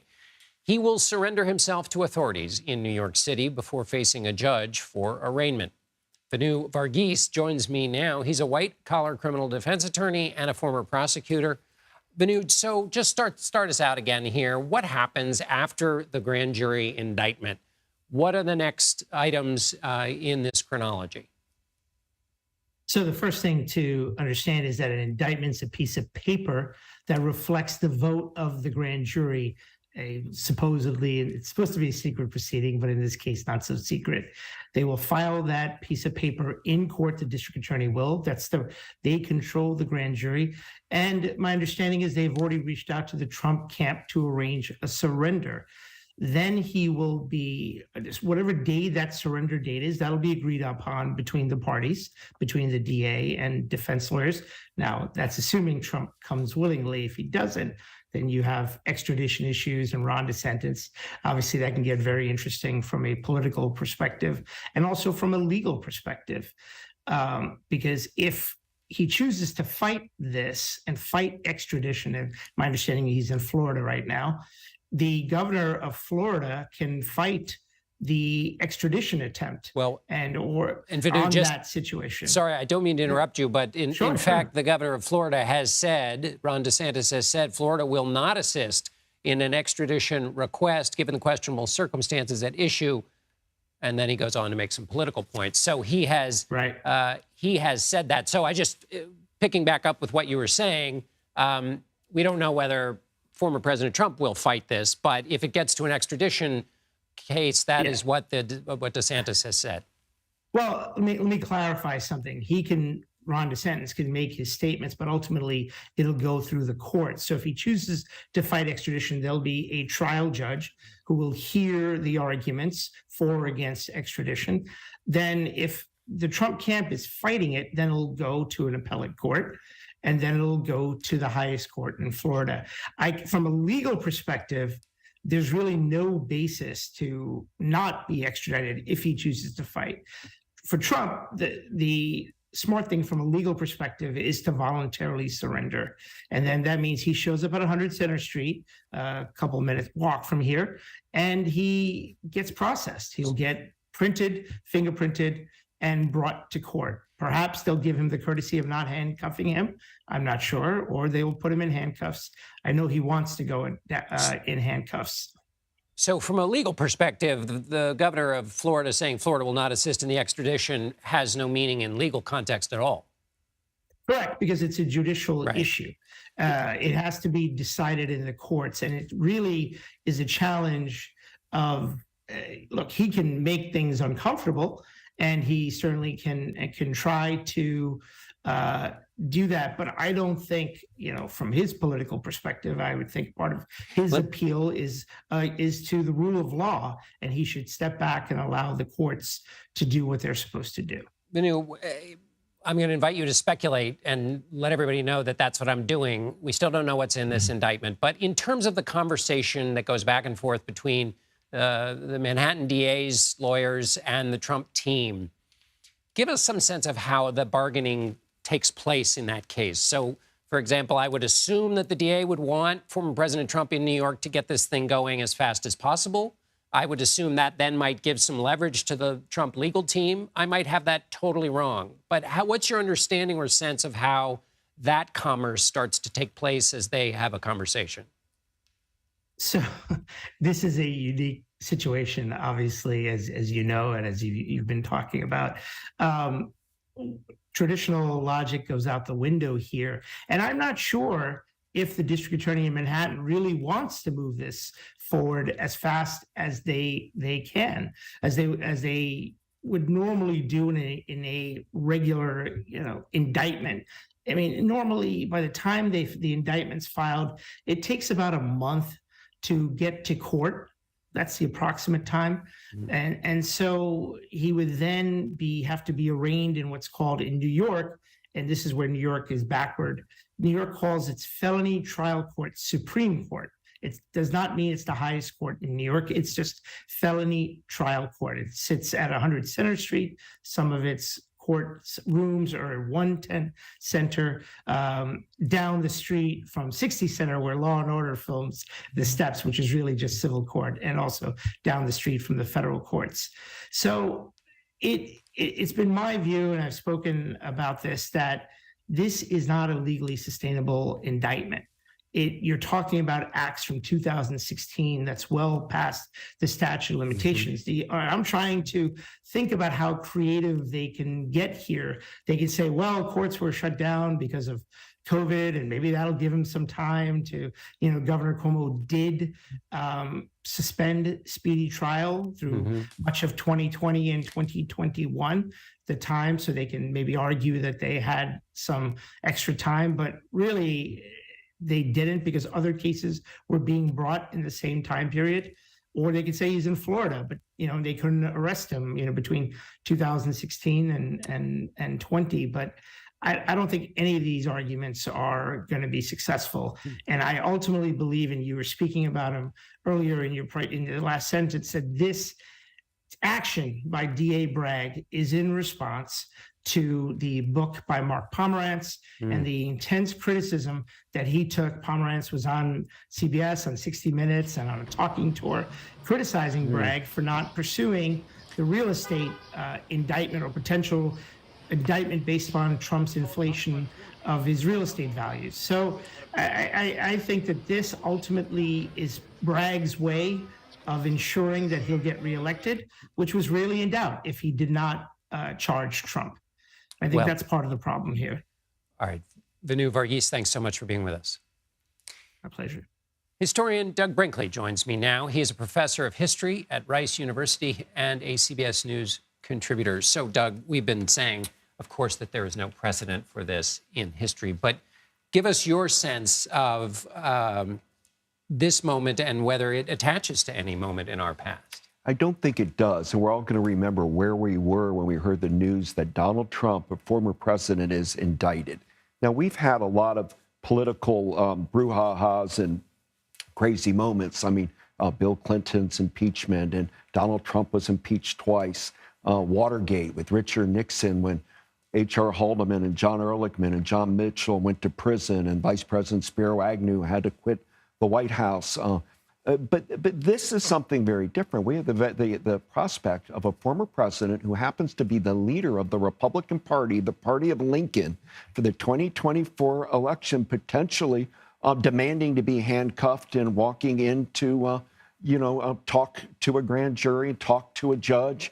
He's going to make campaign fodder out of this. It's probably the opening salvo of his reelection campaign. He's going to fundraise on it. And again, this fits into this major divide we have in our country. Trump is helped because Republicans are going to line up behind him and protect him, and Democrats are going to say, thank God that there's accountability for a president. Right. So given your understanding of history, see if we can think through some of the players who might come on stage or who might not. So sometimes in the past, you've had the statesmen who have come forward and taken a moment of national challenge, which I think we would all agree this is, and have said, let me remind you who you are or who we are. Is that a role you see somebody playing? Are there other roles you see from history that we should look to see whether our leaders fulfill those roles or shrink from them? Well, the narrative of Watergate is instructive in this sense. I mean, Howard Baker, moderate Republican from Tennessee, told Nixon he had to leave, while Barry Goldwater, conservative of Arizona Republican, told Nixon he had to leave. I don't see major Republicans in the Senate or Congress or governors in the Republican Party saying that, saying that Trump was playing around with a porn star and he deserves what he got and Trump should not run and he should disappear from the national scene. So in a very warped way, the real loser here is Rick DeSantis or Nikki Haley, or people that are trying to track as the potential nominee. And as you just pointed out, the next month alone is going to be dominated on this indictment, with maybe 2 more to come. And Donald Trump said something, John, really interesting to Sean Hannity the other day. I thought I'd hear a former president, they usually quote Lincoln or Jefferson. He was quoting Jesse James, the famous Missouri bank robber, and he was saying, kind of alluding that he's an outlaw, Donald Trump. And we forget, because we're always comparing Trump to other presidents. There's also an outlaw tradition in America of the mafia and the Dillinger and Capone and Billy the Kid and Jesse James. And Trump is going to fall into that camp. He very well may campaign on a mugshot because he'll say the deep state is out to get me and I'm the one who's standing up. And Bob Dylan used to have a line where he said, to live outside the law, you've got to be honest. He made Trump take that rap that I'm the honest one, and all of these corrupt government, federal people, New York politicians are out to get me, and I'm going to win. The triumph of Trump yet again. The question a guy like me usually asks a historian is, how will history think about this? But we're in the middle of history. So how should we restrain ourselves? In other words, to see the historian's point of view, which is to look at things over long periods of time. Help us maybe step back a bit. I would look at January 6th as the precursor to all of this, and the fact that everybody wrote the obituary to Donald Trump.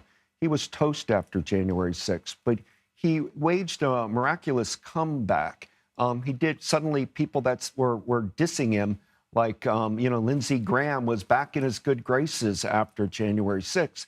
And the hope is now, as of tonight, that we don't have violence, that there aren't going to be ugly protests at City Hall, or that the MAGA movement doesn't do something that might encourage some fringe player in their movement to create violence. But, when you have Donald Trump holding a baseball bat last week, that's a symbol of war. It was bats or more to the point, sticks and pickets and the like that broke through the Capitol on January 6th. And now Trump's holding a baseball bat. I know he's late. He made up an alibi for why he did it. But by and large, he's saying, you charge me, there's going to be a cost to pay. So we're going to have to watch that, how the public responds to this. A lot of people feel like, and for good reason, we've never had this. We live in an age where we are saturated with new information, like we are in an unprecedentedly jittery and fragile time. But we also had the late 1960s, we had the Vietnam War, we had the Civil War. What is your sense of the perspective that we should bring to this, as new as this all is, in terms of what the country has been through before? I always remind ourselves in the point of history is that our own times aren't uniquely oppressive.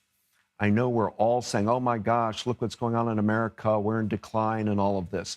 But as you point out, we've had a lot of dark moments before. I mean, during the Vietnam War, there were protests galore, but at the same time, 58,000 Americans are dying abroad. Now we're in the Ukraine, but we're not sending soldiers. Donald Trump is the most polarizing president in American history, period.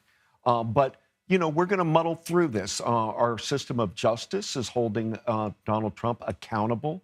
There may be some revisions. We've, as a class of people, historians, have been praising Gerald Ford for pardoning of Nixon, but now some people are saying that was a mistake because Nixon needed to have paid, because it only encourages people like Donald Trump to believe Nixon's maxim. Nixon famously said, if you're the president of the United States, it's not illegal.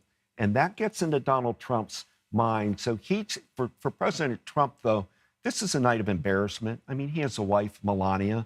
Why would she want to hear about porn star or adult star Stormy Daniels every day? Why does the Trump family want to see pictures of her daily? And there is a lot of glee going on. The anti-Trump crowd in America tonight, they're celebrating that Donald Trump finally met indictment, the first indictment, and it's a felony, not a misdemeanor. And so, you know, we are now into if Donald Trump was just an ex-president, not the head of the Republican Party, this would look a little differently.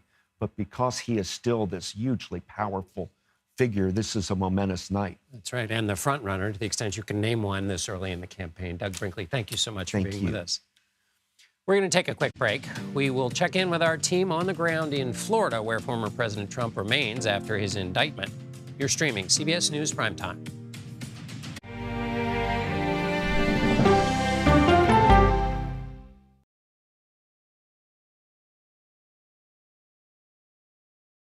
In today's Money Watch, business analyst Jill Schlesinger is here to help. How do you even begin to make the best use of your money? If you've got a match from your employer, don't give away that money. Dollar Jill, y'all. CBS Mornings, starting at 7.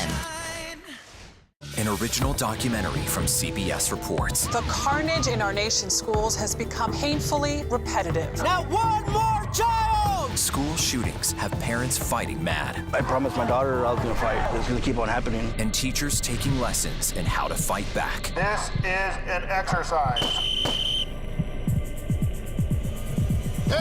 We approach it as it's you or them. It shouldn't have to be your teacher's job to protect your life. But will the battle over gun control, people are afraid that they're going to lose their gun rights altogether, be the hardest lesson of all? The exercise, you're having to shoot at an adult.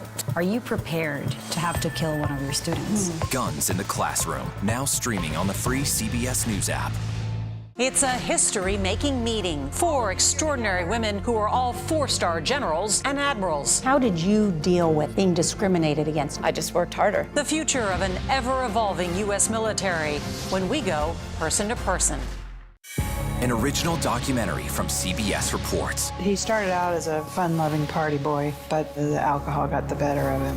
What I envisioned was him being in some sort of medical facility. I just thought, what a great candidate for them to learn about the results of alcoholism and what it does to a body. But his body was sold to the military, specifically used as a crash test dummy in a simulated Humvee explosion.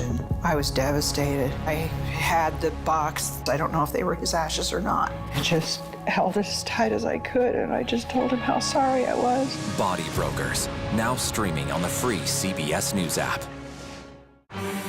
when weather turns extreme. The threat of severe weather and dangerous tornadoes is expected to last. CBS News and the Weather Channel bring you virtual weather technology so advanced, so real. Let's bring in our partners at the Weather Channel. Now 6 feet of water, imagine that. Cars that can act like battering rams. These hyper-realistic simulations show you what the weather will look and feel like before it happens. Feel the forecast, streaming on CBS News. When you wake up in the morning, we want to be your go-to team. Your morning routine just got better. CBS Mornings. People from every corner of America facing challenges. Everyone is just looking for some type of connection. Just raise your hand and say, hey, I'd like to help. Coming together to find solutions. We are going to do something about it. Their stories are our stories. Welcome to Eye on America. Stream on the free CBS News app, Mondays at 8 p.m.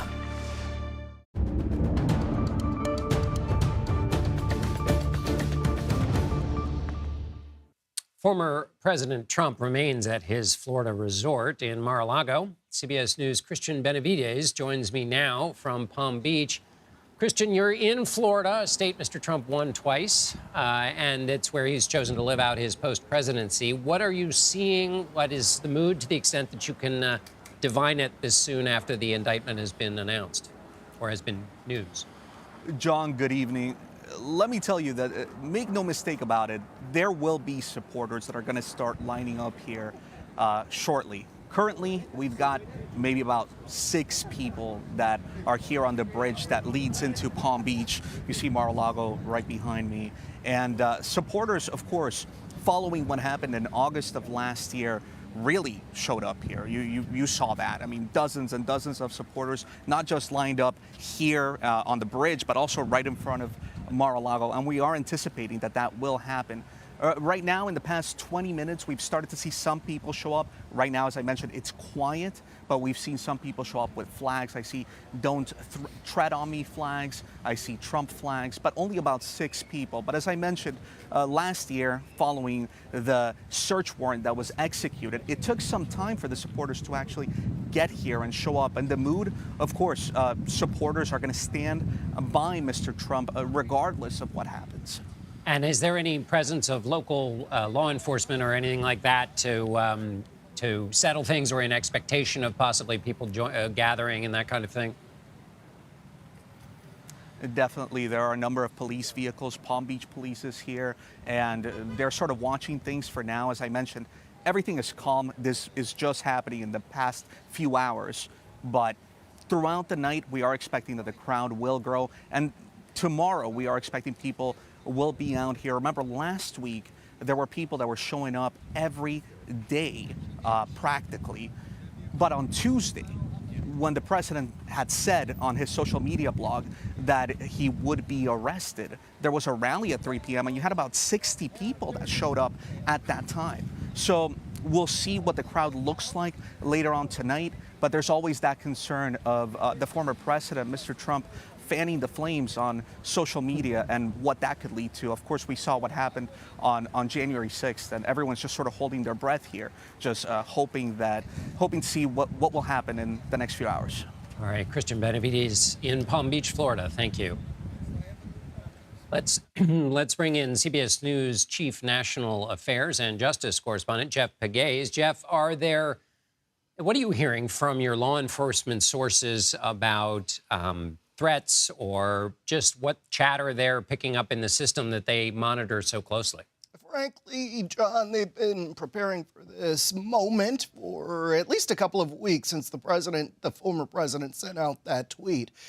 And what they've been doing is monitoring chatter online and chatter in other forums, just to make sure they're on top of any potential threats. And what we're hearing, at least right now, is that they aren't seeing any sort of large organized protest, anything like that. But of course, you will see chatter online, people making threats. The question is, are these the kinds of threats that the people are making that they can actually bring to fruition? And of course, that's what law enforcement is always most concerned about. It's that person acting alone that usually poses the greatest threat in terms of intelligence gathering. because they are the people who are hard to see coming. However, overall, the posture seems to be that law enforcement is preparing, but we'll have to see when the former president is processed and how things develop between this point now and then. Right. And do we know whether the New York law enforcement was given any advance notice regarding the vote to indict the former president? You know what, John? So many people were caught off guard by this today. In fact, there had been reports in some outlets that the grand jury was going to take a month off. So I think a lot of people sort of let their guard down. But I'd be surprised if there wasn't any coordination between the DA's office there in New York and the NYPD, which is 35,000 officers strong. I think, you know, a lot of people don't realize how big that police department is in New York. You know, people who cover the NYPD, it's almost like its own army, and they are very good at what they do, not only intelligence gathering, but the tactics they use with large demonstrations. So we'll have to see how they react to this. We know that officers or police officers are being asked to show up tomorrow in their uniforms, which will give the command staff there a chance to deploy officers to any sort of problem spot should they see some pop up. But at least right now, it looks like things are calm. And the intelligence apparatus in New York is working to stay on top of any potential threats. Okay, Jeff Pegues for us in Washington. Thank you, Jeff. Here's a look at what we're covering in our next hour. A historic day in U.S. history, an indictment of a former president. We'll have the latest on the formal charges filed against Donald Trump. You're streaming CBS News.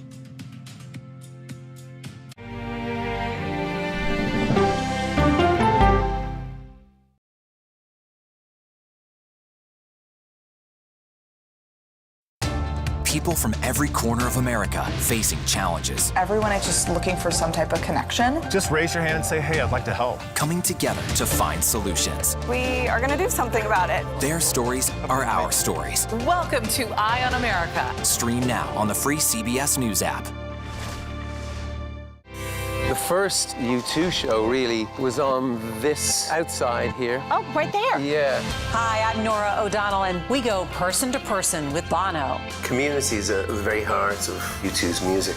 There was magic, you know, that's all we had. Now streaming on the free CBS News app. If it's important to our nation. Madam Speaker, I want to talk to you, of course, about abortion. It's on Face the Nation. How much money is it that you think you need to go ask Congress for? The why behind the biggest stories. Can there be stability if Vladimir Putin remains in power? Face the Nation with Margaret Brennan on CBS. An original documentary from CBS Reports. As the nation of Hungary evolves toward autocracy. If you define an autocrat as someone that the people can no longer get rid of, even when there are elections, he's definitely an autocrat.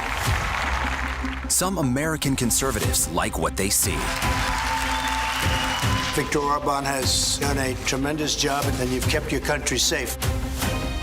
CBS Reports explores their growing alliance. I have come to Texas. We should unite our forces.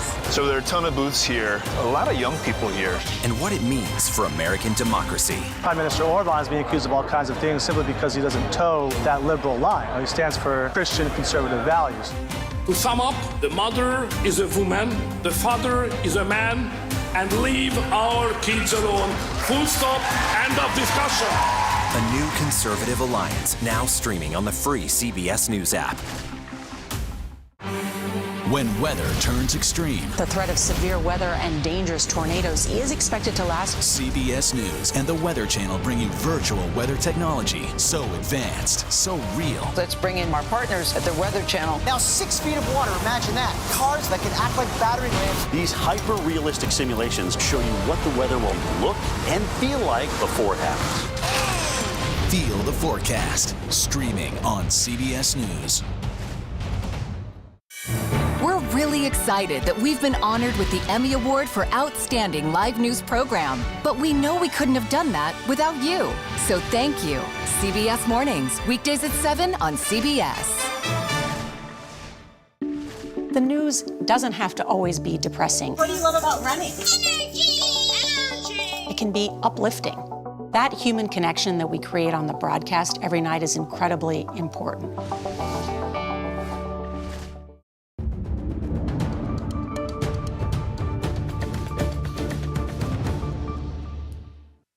Welcome to CBS News Primetime. I'm John Dickerson. We are broadcasting to you from New York City, where Thursday night a new precedent has been set for this nation. For the first time in America's history, a former president of the United States has been indicted.